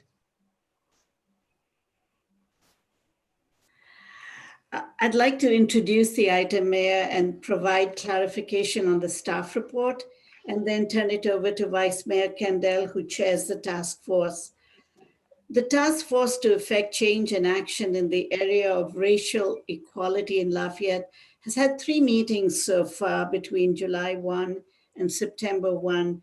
And that includes a town hall meeting that was facilitated by Tiffany Hong from Circle Up. The task force solicited and received many submissions from the community of personal stories and experiences, as well as suggestions on how to address racism and discrimination in our town. On September the 1st, the task force considered all these comments and over 90 suggestions that were received from the community, and they focused on those that fell under the city's purview. And you can review these suggestions and staff's comments on them in attachment 2 to your staff report, which is the implementation table. I want to call attention to some of the suggestions that were received, which spoke to changes to our general plan, housing, and zoning policies. The task force members did not take any positions on these suggestions. Rather, they recommended that these suggestions be forwarded to the general plan and housing element update process, which is about to begin. And there will be opportunities for more in-depth discussions of these ideas during that multi-year process. So we provided a clarification report to the original staff report. And because the original staff report did not fully convey the task force's really clear recommendations regarding housing, and I do apologize for that. The recommendation on the housing category of the ideas and actions that are recommended by the task force is to forward the suggestions on the housing element and general plan update to the general plan and housing element update process. I wanted to make this clarification before turning it over to Vice Mayor Kendall. Okay. Thank you, Narup. And thank you to Narup and Jennifer and everybody, and Teresa and Cam and Tiffany, who all have been helping with this process. And so our quest these last couple months is simply to go out and listen. And so we did that, and we were listening very much in depth. And our tasks after that were to come back and take this listening thing and put all the items into different buckets. And I know we received a lot of emails about, and a lot of comments and phone calls about the parts about the housing element. These are comments that were generated by the public. And it's our job to return them back to council. The task force was not going to enable or endorse or take any action at all. And so these were things that came up. In the general planning housing element process, it will also include a lot of members of the public. And so the items that were brought up here will, I will say pretty much undoubtedly also be brought up. And it's at that point when we will have the deeper discussions about whether that's the right direction for the city or not, as part of the general plan or not. And so I appreciate all the comments. I appreciate everybody's concerns, and we will get to them for sure, but it will be not today. It'll be deferred into this other group. But I do hope that you all, other people did read some of the other comments that we got. They were really terrific. And so, and then Narup and Jennifer did a wonderful job in receiving these comments and deciding whether the city can do anything about it, or does it go to the schools? Does it go to the libraries? Does it go to the crime prevention groups? And they did a really great job. And so the things that we came back here with our recommendations are things that the city can do something about if we choose to. And so we did come up with some short and some medium to long action plans. And so the first one that we're recommending is this, it's a leadership commitment.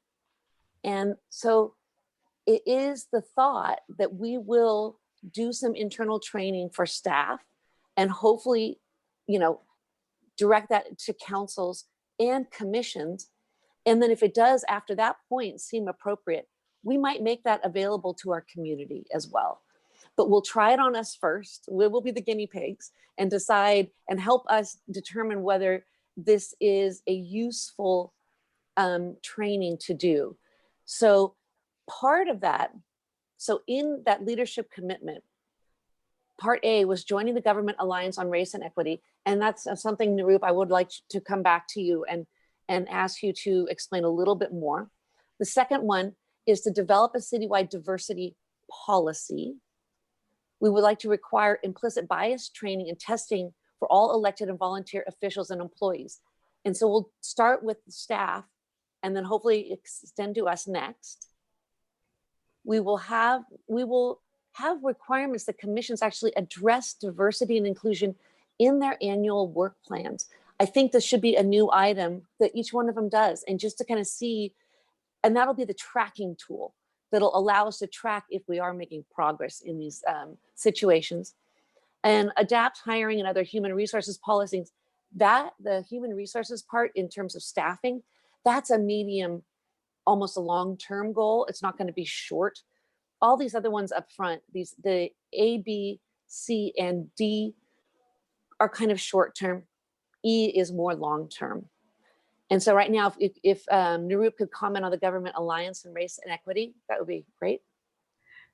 The Government, GARE, is an organization, it's a nationwide organization that is set up to provide resources and information to jurisdictions. A number of cities in the Bay Area belong to GARE, and it offers staff at the various local jurisdictions to get materials related to equity, equality, to set up, if they desire, local programs to educate and train staff further.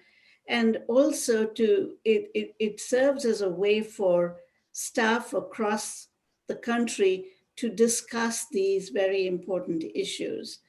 The membership to GARE is $1,000 per year, and it is it's really a staff resource function. Information from GARE, once we become members, if we do find important educational materials that we can share with the community, we will definitely expand that and share it with the community as well. It was a request that was raised by a member of staff that we consider joining GARE. And Jennifer and I took the introductory webinar and found it to be quite useful. Right, so that's one of the budget items that we're asking for some money for, and that is the $1,000. And then the training and testing, we did get a proposal from Circle Up on this training and testing cycle that we would also try to get approved tonight as well. And that is Tiffany, who was our facilitator, would conduct an initial meeting with all staff where she would explain the journey we were going to take with the terms, the what to be looking out for when staff took the UC training online. And once staff completes the training, which is a 6-module training effort, each module being 15 to 20 minutes long, we would invite her to come back at the end of it and have a discussion with staff so that we can start to talk about implicit bias and about discrimination and racism and equality and equity within the city structure. I documented that as an expense. I want to point out to you that I do have the funds in my budget to accommodate the $5,000, but as this is a new endeavor of the City Council, as you recall at the last meeting when you discussed this, staff is highlighting the expenses simply to keep track of this new effort. Ask No, go ahead. Susan, thanks. And I apologize to everybody. I was not at this meeting. I had an emergency that came up. This is the third time I mentioned tonight that I haven't been at a meeting. I'm very sorry to the public, first and foremost. But just fantastic work by our Vice Mayor and Councilmember Geringer and Nirup and Jennifer and Jonathan and everybody. And I love reading about the outcomes and some of the tasks that are out there. Would the training specifically be, and I meant to ask earlier in the week, it would be bifurcated from what we agreed upon for our police department, correct? That's correct. Okay. This is a, yes. All right, thanks. Okay, so then the next recommendation, and that was one that Narup sent the clarification for, is not, these are ideas, and I'm imagining each one of these will likely have a lot of discussion around them when we do go through our general plan and our housing element. And so, and the members of the public likely will be bringing all of these again there too, but that is where we will discuss those things. So A is a general plan, B is for the housing element, but C is where Teresa asked Casey Elliott about the to support legislation to remove redlining, and CCNRs continue to implement the inclusionary housing ordinance, pursue housing partnerships for seniors and people with disabilities. And so that was where Senator McCarty, with this bill, he is hopefully going to take out all those covenants for the whole state of California in one fell swoop. And if they get that on a bill, we want to write a really big letter saying, please, let's do this. City of Lafayette definitely supports it.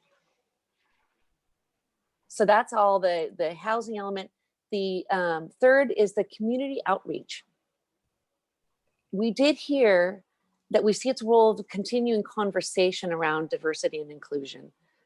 So we recommend a community outreach effort in which task force members meet with community groups of all types to extend the conversation. So the thought is, right now, if the task force, how do we disband the task force? It's not imagined the task force is going to exist forever. The task force, but right now, we can't abandon it yet because it's kind of an orphan. We haven't landed this work into other groups. We need to have other groups, hopefully grassroots groups, community groups, come and take this work and run with it. And so we're going to try to be reaching out to community members and community groups. And if we could solicit any of those groups who might be interested in taking on some of this work into the future with our help, whether it's a partnership, whether it's our support, whatever, we haven't decided how that will be, but we want to at least help launch you and get you started here. And so that's what the task force is trying to do. It's a kind of a transition into these community-led groups and finally in the task force at some point. So we would like to get some outreach. And so anybody who is interested in our community in that outreach, please, email us, call us. We'll be reaching out to you. But if you are interested, make yourselves known to us because we would like to support you. So that was the last part. The final thing is a name. Okay, so we have three names. Our current name is, like Teresa pointed out, was more of an objective. It's the City Council Task Force to effect change and action in the area of racial equality in Lafayette. That's like something we're going to try to do rather than a name. And so we have these three options, and there was a task force on racism and discrimination, task force for equity and inclusion, and the task force to end structural racism. And each one of these has pros and cons, and we can discuss those now or later. Or Narup, do you want to pitch in on this, or any of the other task force members?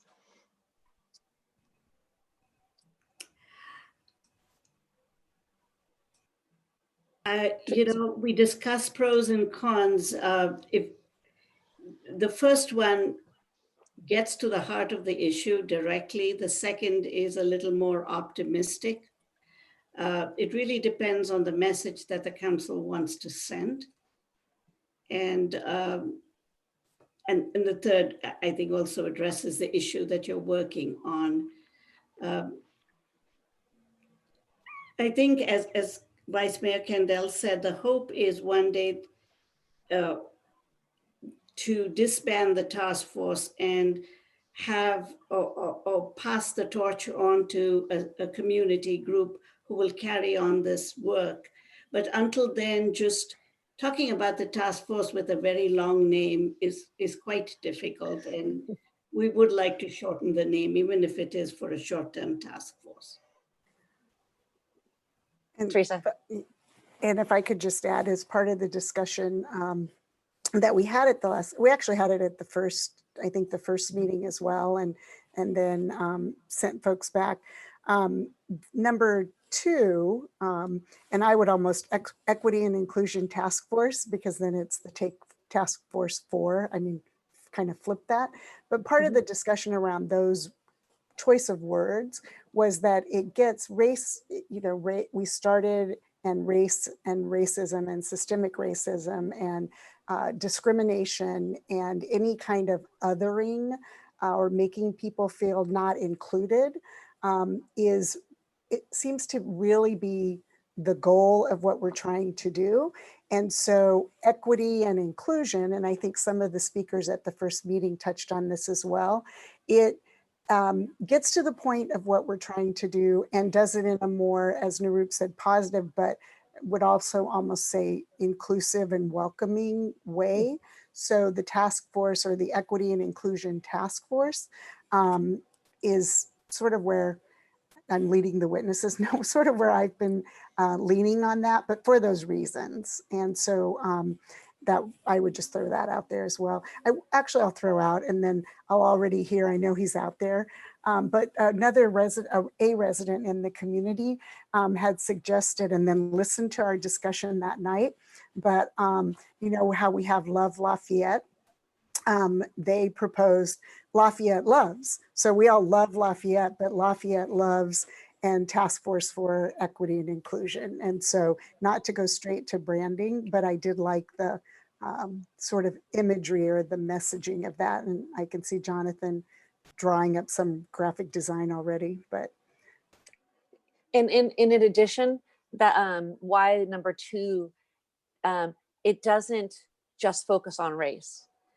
And that was, we do have other, underrepresented community members, especially, so it's BIPOC, the indigenous people, we've got the LGBTQ, we've got a lot of other groups we also want to include.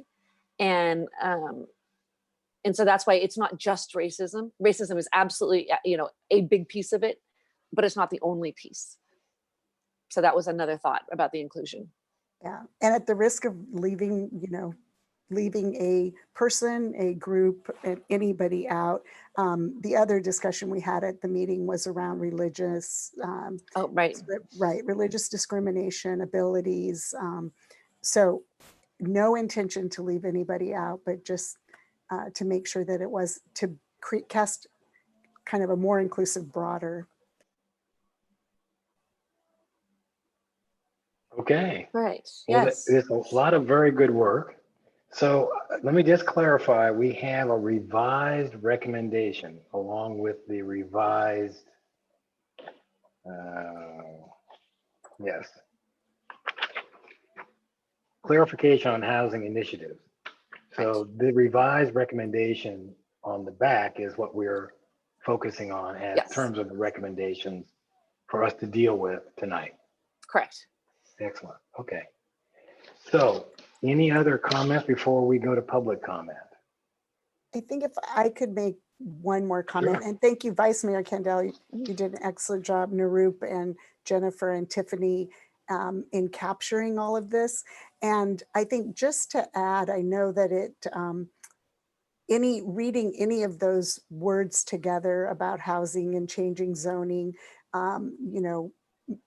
elicits a lot of feelings in us. And Susan, Vice Mayor Kendall, described very well what the intent was. And part of it is we're capturing this information. And so bringing it to council in this way to say, as staff recommended, move it to the housing element discussion, was to just, we got the information, we can move it over to that other, the other process that's going to take place. It's not that we're in support or against, we're not weighing in on it. And to be efficient so that as we get information in one piece of our work, we're, sharing it and via staff sharing that information, I can see that what might have been, or what will actually end up happening is that folks are going to have to, through our visioning process for the general plan, and as we go out for community engagement, we'll be bringing these things organically. And so whether it transfers through this report and staff brings it up, people will have an opportunity to bring it up again during the general plan. And so I just wanted to sort of, again, reiterate our individual thinking and our collective thinking on the reason that we brought it forward in this way. Okay. Any other comments before we go to public comment? Alrighty. Do we have any public comment? We do, Mayor Anderson. We have 2 hands raised, and I'll just remind folks they can use the raise their hand function. I don't see any telephone folks in there, so if you do want to speak, now's a good time to do it. First coming in will be Michael Cass, followed by Jeremy Levine. Here's Michael Cass.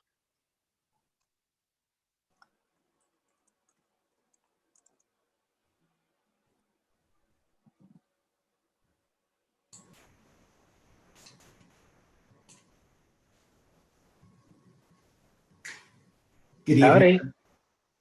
Good evening, members of the City Council. Michael Cass, over 30 years of association with the City of Lafayette. First, I'd like to thank all of the council for starting this initiative, but specifically to Vice Mayor Kandel and Council Members Burks and Geringer for taking the lead on this initiative. As I've said throughout this process, I think it's an incredibly important effort, and I appreciate the number of recommendations and implementation tactics that are being recommended to be implemented at this time.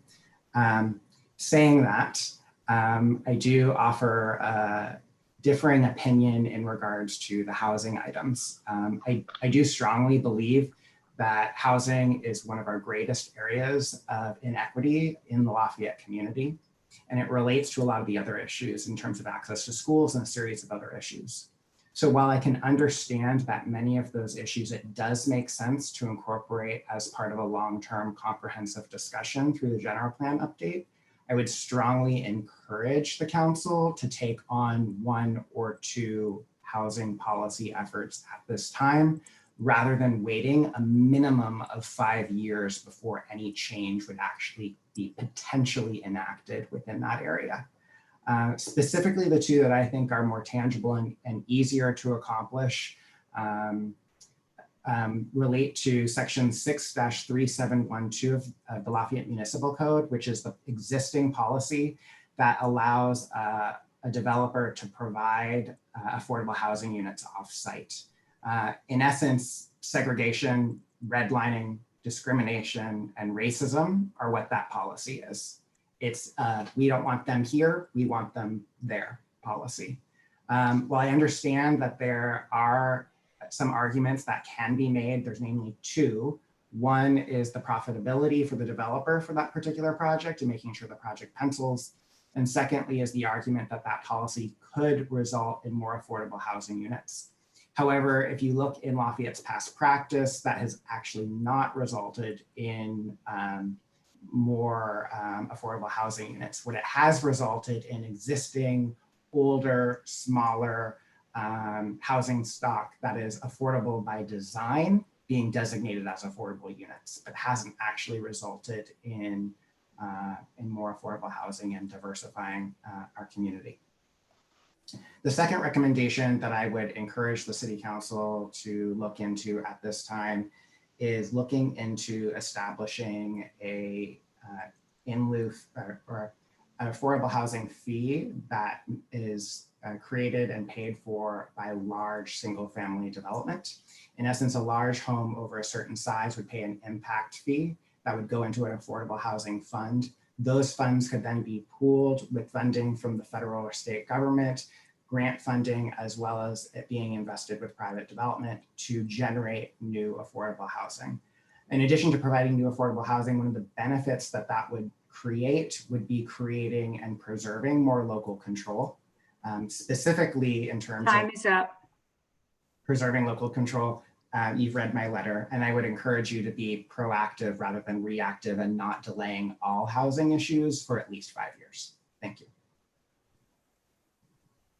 Anybody questions? Cam?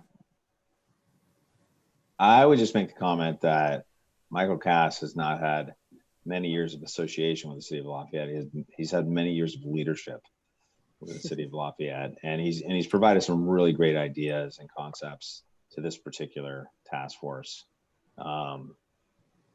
you know, through a variety of different means. And I would just like to thank him. So no specific question. I would just like to thank him for his conviction and the comments he just, you know, that were fairly bold that he just articulated tonight. So I think we need to continue to listen to him really, really hard. Thanks. Okay. Any more? Okay. Any more questions? All right. Next public speaker. Okay, Mayor Anderson. Next up is Jeremy Levine. Jeremy, turn on your mic, please.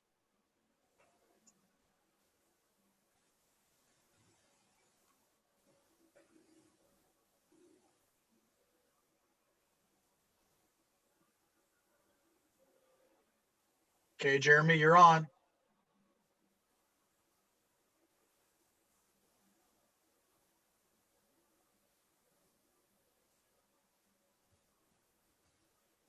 I know it's late, but I bet you did not fall asleep, Jeremy.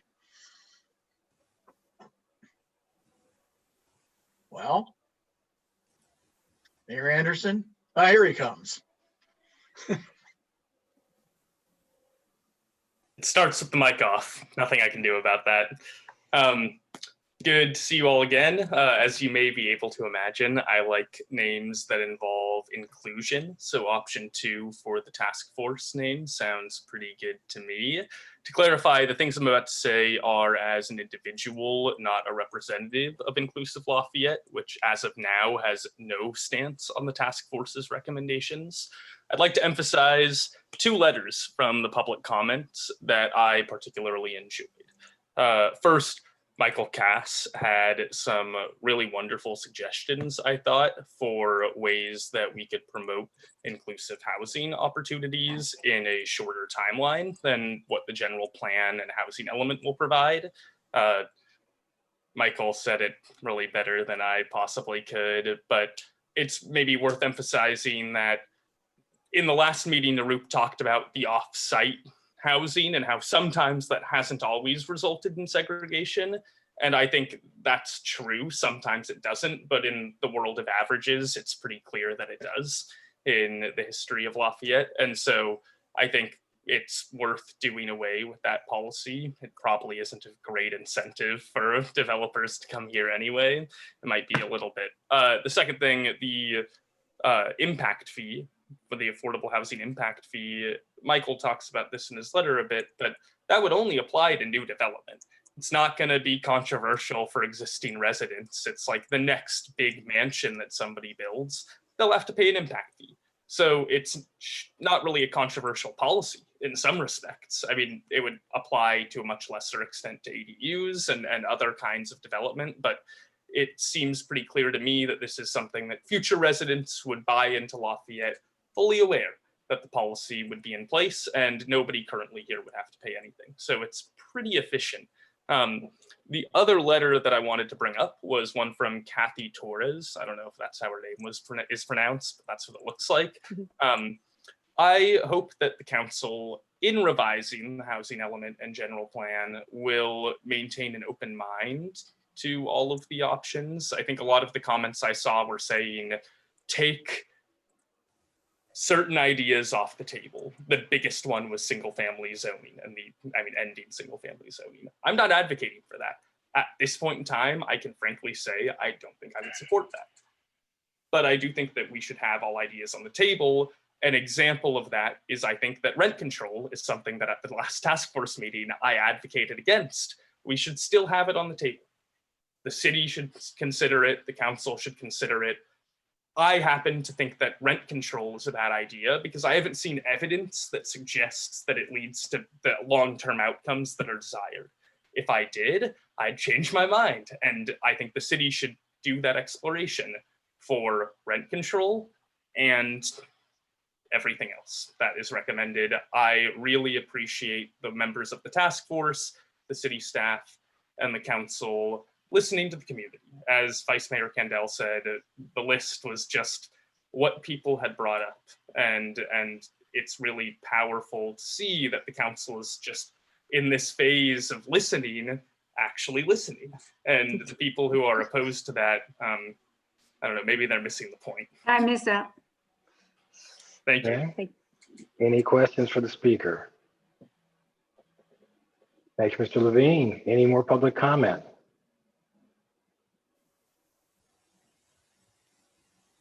No more? Oh, hello. I should probably unmute. It's getting late. No more public comment at this time, Mayor Anderson. Okay, thank you very much. So we'll bring it back to the council, and we have a revised recommendation to consider. And that includes approve the task force recommended initiatives on leadership commitment and community outreach, authorize the expenditure of $5,000 for staff training and GARE membership, refer recommendations under the housing initiative to the general plan and housing element update process, approve the actions recommended under other housing, which address statewide legislation and community partnerships, and 3, provide feedback on and determine a final name for the task force. So why don't we talk about the name first? So I sense that inclusion and equity is the lead. Is that where we are? For those who are on the task force, I mean. Likely, yes. Okay. And the switch of the equity inclusion task force, that's great. Yeah. Okay. Drop another word. Yep. Okay. So Councilmember Burks? Yeah, and I'm sorry, because I didn't have the fortune of being there. Sorry. And again, I'm sorry, Susan and Teresa. Teresa, what did you say that you were leaning towards? You had the exact name, and I was searching for a pencil and I couldn't find it. Oh, I'm sorry. Well, it's number 2. It was number 2. Okay. Yeah, but All right. equity and inclusion task force. So we Okay. take out all that task. We take out the word "for," and it's just equity, inclusion. Equity and task inclusion. force. Okay. Rolls kind of right off of Yeah. right Okay. off of- Okay. I like that. I was just going to say, I just want to confirm that's what I heard. Okay, that sounds good. And then on number 2 of the recommendations, we have approved the actions recommended under other housing, which address statewide legislation and community partnerships. So is there a section that has all of those in them in one place? I kind of skipped through all that stuff. So is it consistent with our legislative position that we've taken, I guess is my question. One of them is pertains to legislation, and that's the proposed Senator McCarthy bill. The other 2 are 3. Just continuing to enforce our inclusionary housing ordinance, continuing to collaborate with La Miranda Village, and considering partnering with Sunflower Hill. Right, okay, good. Okay, so any discussion on the recommendation? And if not, is there a motion? Councilmember Geringer. So I just had, I guess, a point of clarification, and I wanted to go back to it, to addressing the idea that if things go over to the housing element and general plan, they will be there for 5 years. And some of these things will, as part of the housing element, we have a shorter deadline, correct? I'm looking at. Yes. Yeah, so. Adoption is, I want to say 20, let me get back to you, but it's a 2-year time frame and not a 5-year time frame. I thought it was like 2020, but anyway, that's the shorter piece of that. And that, as we go through the visioning process. So I don't want people to, I know some people would like all of it to not be there, but I don't want people to feel like that these conversations are going to be out there and can't be dealt with in a shorter time frame than 5 years on some of them, not all of them. Well, I think it might be helpful at some point to clarify which items will be covered Yeah. under the housing element, I think that's a great as idea. opposed to those which will be through the general plan process. And I think also that when we talk about the general plan process, we're really wrapping the housing element into that 5-year process. And the general plan advisory committee will be in place to help form the housing element. I'm correct in that, I assume. Narup, is that correct? The first task will be to update the housing element. Correct. Okay. Because So of I the timelines, yeah. Yeah, so the timelines are much shorter than 5 years for many of the elements that are on the table. So that's important that people understand that. I agree. Michael Cass just has mentioned that the deadline is January 2023. Heard that earlier in the meeting, yeah. Yeah. Okay, and we have a schedule that pretty well lines out how we get there, and I think there's a lot of work that has to be done. Okay, so do we have a motion? If there's no further conversation from one of the task force members, I know, I was. the I've got Equity and Inclusion Task Force member? here. Yeah, I can make a motion. Oh, okay. So revised recommendations. I do make a motion that we accept the revised recommendations from 13B clarification that are one, approve the task force recommended initiatives. And then I should just say 1, 2, and 3 on the clarification. Okay, what about the name of the task force? And if you want to do it in the same one, okay, we can do the same motion. And I include in the motion that we have the name be the Equity and Inclusion Task Force. Okay, do I have a second? Second. Okay, any discussion? Call the question. Councilmember Burks. Yeah, though, I would, does this make any sense? This is a total nit, by the way. I agree completely with the motion. But would it make sense to call it to start the task force name off with Lafayette? Yeah. I mean, just to clarify that it's our cities, and it's not. I mean, it's not an ownership thing, but it's just I mean, sure. It's for the community. Lafayette's Equity Inclusion Task Force. Yeah, it's not the city councils. It's the community's task force. Is what I was thinking, but it's just a nit. It's not a. So are you asking for an amendment to the motion? I guess it has to be. So I'm sorry. I know. It's okay. I don't like rules. Yes, it would be an amendment to the motion. So we take it back to the maker of the motion. I agree with the modification. Thank you, Vice Mayor. Okay, you want to restate it just so we have it for the record from you making the motion? Yes, so amended to be the name of the task force to be amended to be Lafayette's Equity Inclusion Task Force. Okay, and the seconder? I'm That's a sorry, problem. we're going to talk about LEI. just Lafayette Equity and Inclusion Task Force, not Lafayette's. apostrophe S. Yeah, Lafayette's. Oh, do you think it's Lafayette? Cam. Lafayette. I'm probably going to be amenable. I just didn't amicable, whatever the word is in parliamentary. I'm fine with either. I just wanted representation of it to belong to our community. So no S. I think no S is actually proper. That's so. If you are agreeable to that, maker of the motion, as the second, I am. Yes. I am amenable, or whatever the word we're supposed Amenable to. sounds good. Okay. So with that, we'll try for a vote. Councilmember Burks. Aye. Great job. Councilmember Geringer. Aye. Vice Mayor Kandel. Aye. And I'm a yes, and I'm very, very enthusiastic with all the work that you guys have done on this. Excellent job. There's a lot more coming though, so yeah, there's more. Okay.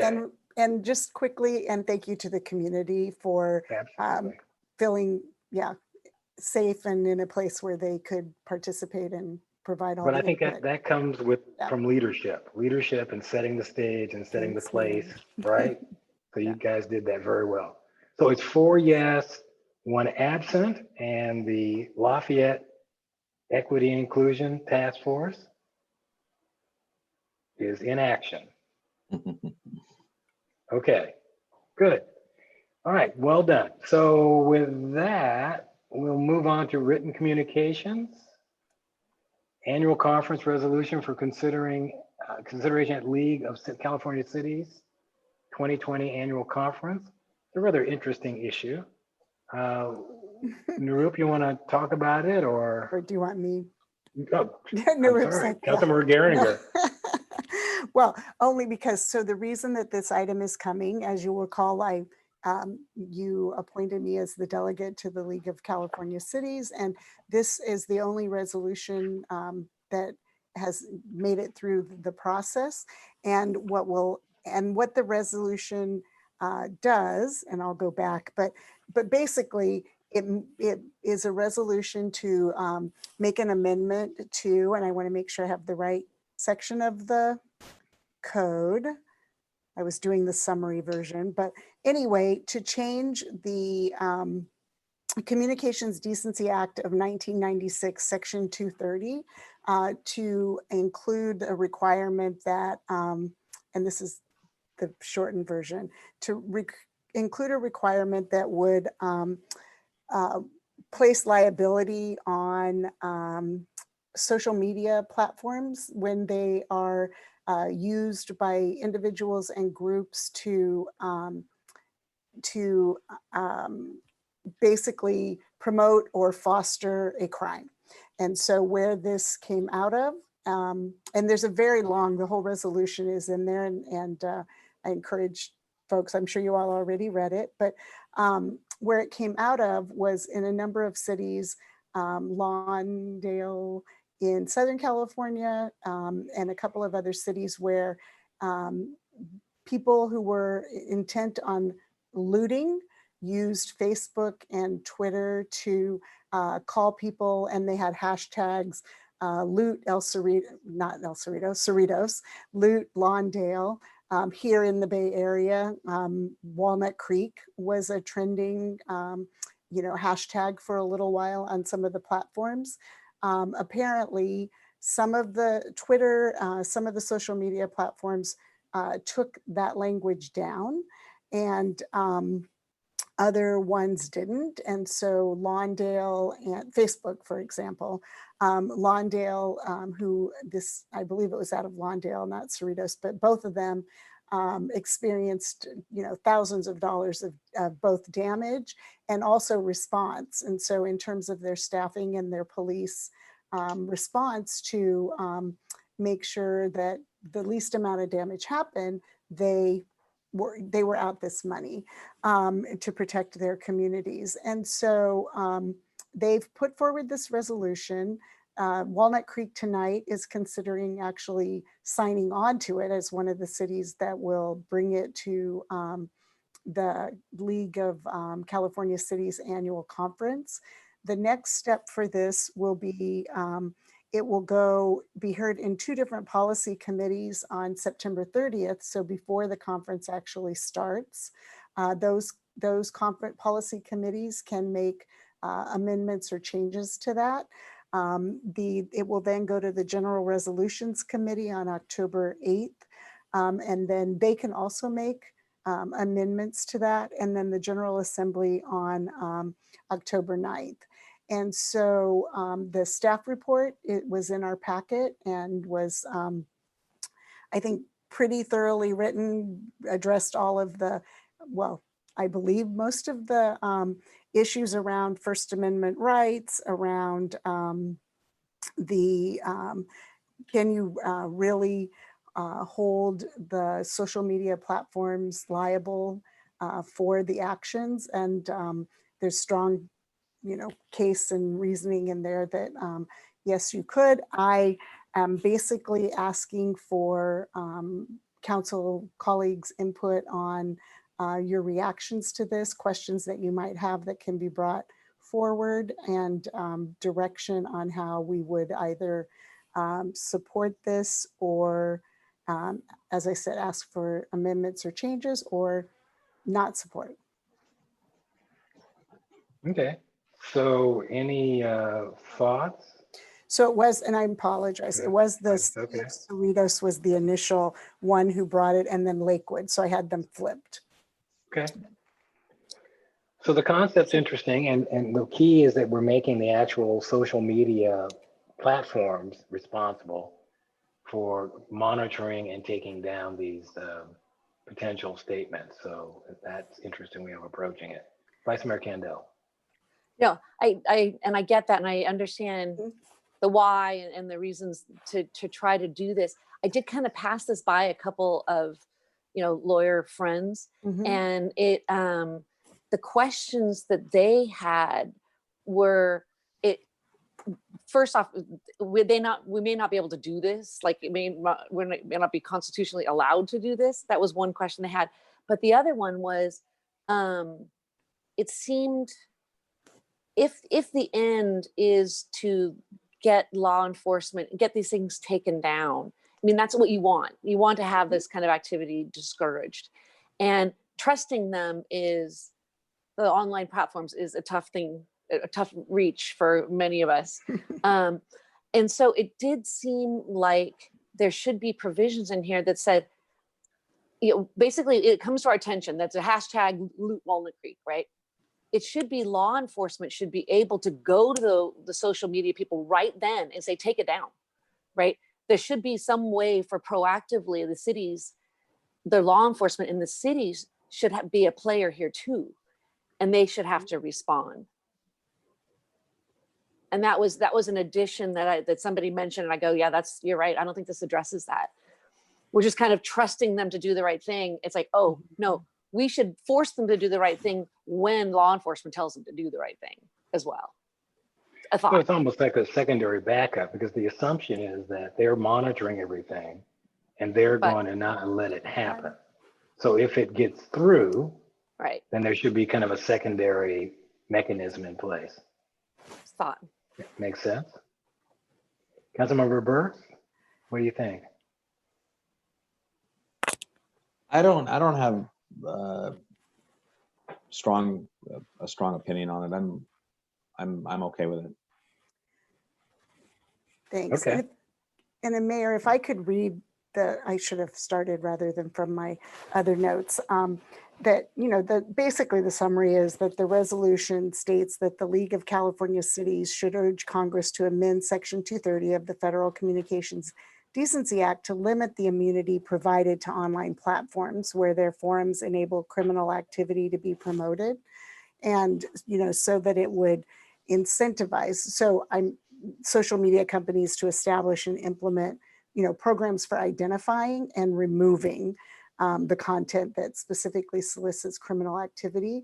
Vice Mayor Kandel, I can, obviously also pass on, looking through the resolution and look at where there are ways to allow police to do their jobs in the enforcement of the Decency Act and of these criminal activities. So. Okay. So if we're all feeling pretty comfortable with it, we have kind of a direction. Yeah. And it sounds like there's going to be potential modifications. So I guess the intention that we're interested in is what we've voiced to you. And Councilmember Burks. I didn't explain my position. Well, I apologize.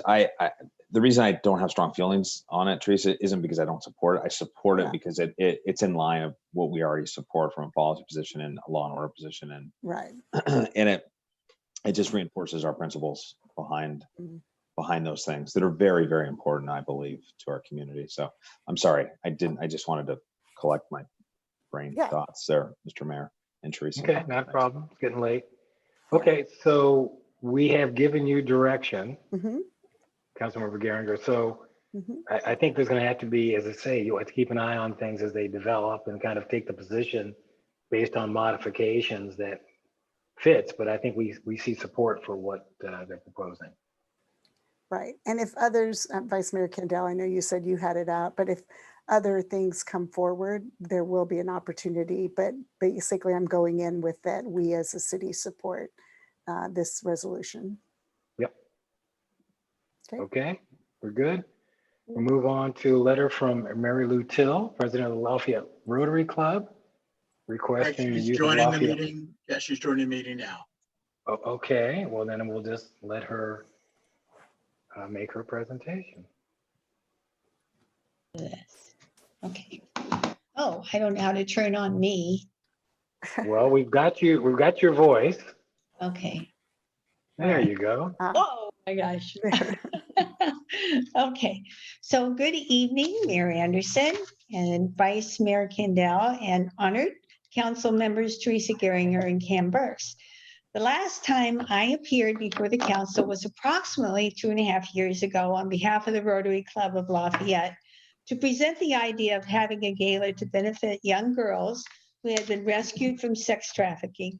You embraced the project and you named that date in honor of those rescued girls. And I want to thank you for that. Tonight I'm here to present an I Have a Dream moment that will honor our veterans on Veterans Day, November 11th. I view it as first and foremost an opportunity to bring our community together, a much needed event that all can embrace. Man, that looks awful. Okay. You're good. Now we can see you. But I can't hardly see that. I can't see my notes. Okay. So let's see. Testing that theory, I decided I should confirm with our community's merchant that my dream moment might indeed be supported. So that morning I stopped at Whole Foods, Noah's Bagels, Pete's Coffee, Safeway, Starbucks Coffee, and Diablo Foods. I asked the managers or the assistant managers if they would be receptive to the vision of perhaps having 200 American flags flying in Plaza Park for the weekend before and including Veterans Day the following Wednesday. If more flags were sold, those flags might be flown up and down Mount Diablo Boulevard, or perhaps on the hill, the Cross Hill near BART, or at the Veterans Hall. Every single merchant I shared the vision with was positive, and they voiced interest in supporting the event. Mary Anderson and his wife were also recipients of I Have a Dream morning, correct? I met them. Well, I thought you should bring it to the council. I did not give you a yes or a no. Oh, I'm not saying that.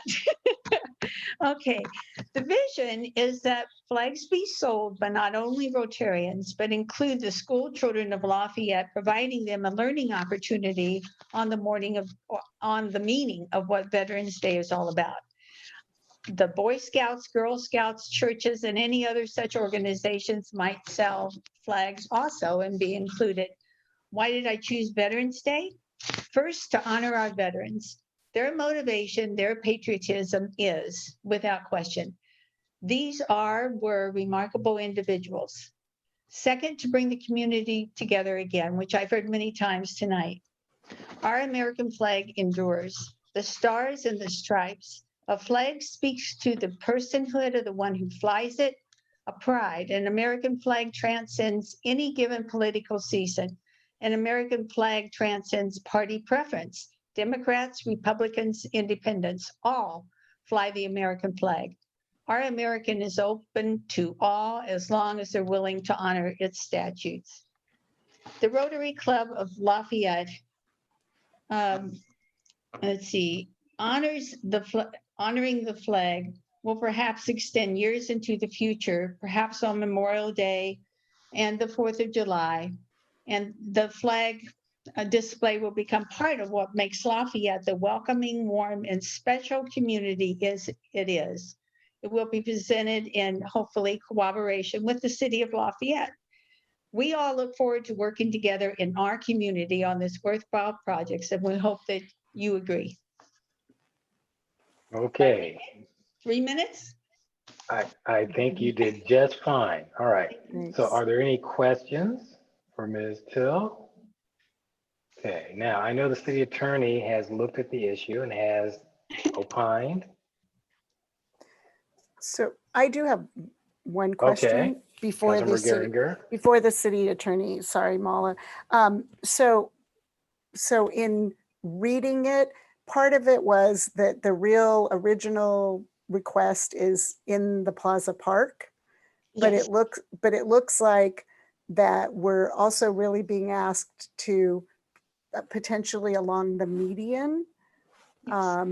Okay, and then also further down Mount Diablo Boulevard and then at the Veterans Hall. Possibly, like all of this, it could grow in the future. I would, this is a really short time frame, so it might only pertain to Plaza Park if you agree with it this year. But if we sell more flags and could go down the center of Mount Diablo, similar to what the lights, but not exactly, do at Christmas time, what a beautiful scene that would be.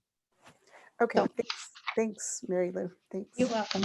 Oh, I also went to Trader Joe's and they were supportive too. They said they support with drinks and food for the evening that the flags were put in. Okay. So any more questions? All right, Mala, can you give us an opinion, please? Sure, thank you, Mayor. The one thing I wanted to point out about this request is we currently do not allow displays such as this. So if you did want to move forward with this display, what it would create in the future is what we call a limited public forum. So if other groups saw this display and said, hey, this is a great idea, I'd like to request from the council to display my flag. Maybe it's a different flag from a different country. And the council heard this same request. The council wouldn't be able to deny the request based on content or viewpoint. So if it's not something that the council preferred in terms of the flag that other groups may want to display, it would be very challenging to deny such a request because that would be based on content or viewpoint. So I just wanted to make sure that you understood that if you move forward with this request, it could be opening up the potential for other groups to make similar requests, and that it would be challenging then to deny those other groups. Okay, so the fact that it's the American flag does not change our ability to deny other flags because you can't base it on the content of the flag. It's That's just correct. the ability to actually present the flag or to post the flag. Correct. It's whether you'd allow the display in general. And so once you open that up to the public in terms of other groups, then when they make the same request, you wouldn't be looking at the content of the display or what type of flag they're displaying. So what if the city did it? Well, if it's a city, you know, as you are aware, the city in the past, most recently, has decided to display different flags at different city public property, most recently the Pride flag. And if the city is displaying a flag, it's the city's message. And so the city can choose its own message and can choose to display certain flags over other flags. But because this is not the city making this display, it's a private organization, that's what causes the issue of viewpoint and content neutrality and not being able to look at those messages in the future. And just to clarify, if the flags were provided to the city and the city put them up and took them down, would that qualify as a city presentation? Or the fact that they were given to the city by non-city folks means that they're a display of someone else's expression? This seems to be a display of someone else's expression. I mean, this doesn't seem to be a city display. It's coming from another organization asking to display it. So just the mere fact that they hand you the 100, 200 flags and we put them up doesn't make it a city display. Okay, so the fact that they're donated to the city and the city displays them does not relieve us of the potential exposure to other flags. No, unless you are making this, your city event. But the way this is coming forward does not in any way look like a city event. It's coming forward as a private entity looking to do a display and fundraise with it looks like another organization. Okay. All right, questions, Vice Mayor Kendall. So first off, this is why we have a love-hate relationship with our lawyers, right? It's just tough, right? Thank you, Mala, for bringing this to us. Are there any other places in the city that this could happen that maybe isn't on city property that we can help, make this happen? Yes, we wouldn't have the same issue if it wasn't on city property.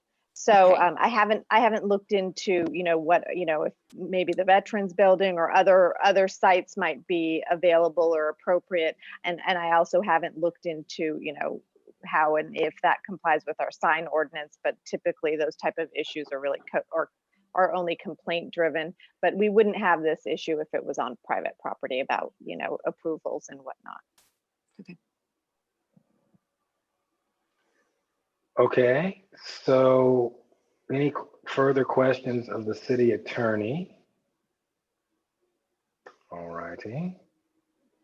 So we'll bring it back to the council for some decision in terms of what you want to do. Public Oh, comment? yes, that's right. Do we have any public comment on this item? We do not have any public comment. I kind of thought that'd be the case, but you're right, Vice Mayor Candell, I need to ask. Good catch. So it's back to the council. I like the American flag. I think it's a damn good flag and I'd love to see it displayed. However, I don't want someone putting a Swiss flag up there or a French flag or a German flag because that's not my flag. So if I lose control, that's a problem. Now, if private land can be used and there's no issue, the Veterans clearly is a perfect place to go. And the Crosses of Lafayette is also private property, so that's another good place to go. So maybe that's a better way to have this done, is to allow or to suggest that the Rotary find private property where this display could occur, and that would keep it out of our concern. I'd be concerned about it. So that's kind of where I'm at on this thing. Other thoughts? Councilmember Burke? Yeah, I would first like to thank Mary Lou and the Rotary organization for all that they do. And for many, many years here, I was a member for about a year, and for bringing this idea forward, because it's certainly heartfelt and very patriotic, which I am. I was not a veteran, but I did fight bad guys in the same type of way. So I feel very close to the flag and in our country, just like the mayor does. So it's hard to say anything but yes, and like heck yes on something like this. But I do agree with the mayor that, and with the city attorney, and I think we do have a responsibility to limit exposure that could be adverse in nature in her community. So I do think we should. I do agree with the mayor's point of view on this. I guess is the easiest way to say it. Thank you. Vice Mayor Candell? I unfortunately have to agree. I've got my American flag flying right now, so I'm a big, big fan. But yeah, gosh, that's just tough. What a tough call.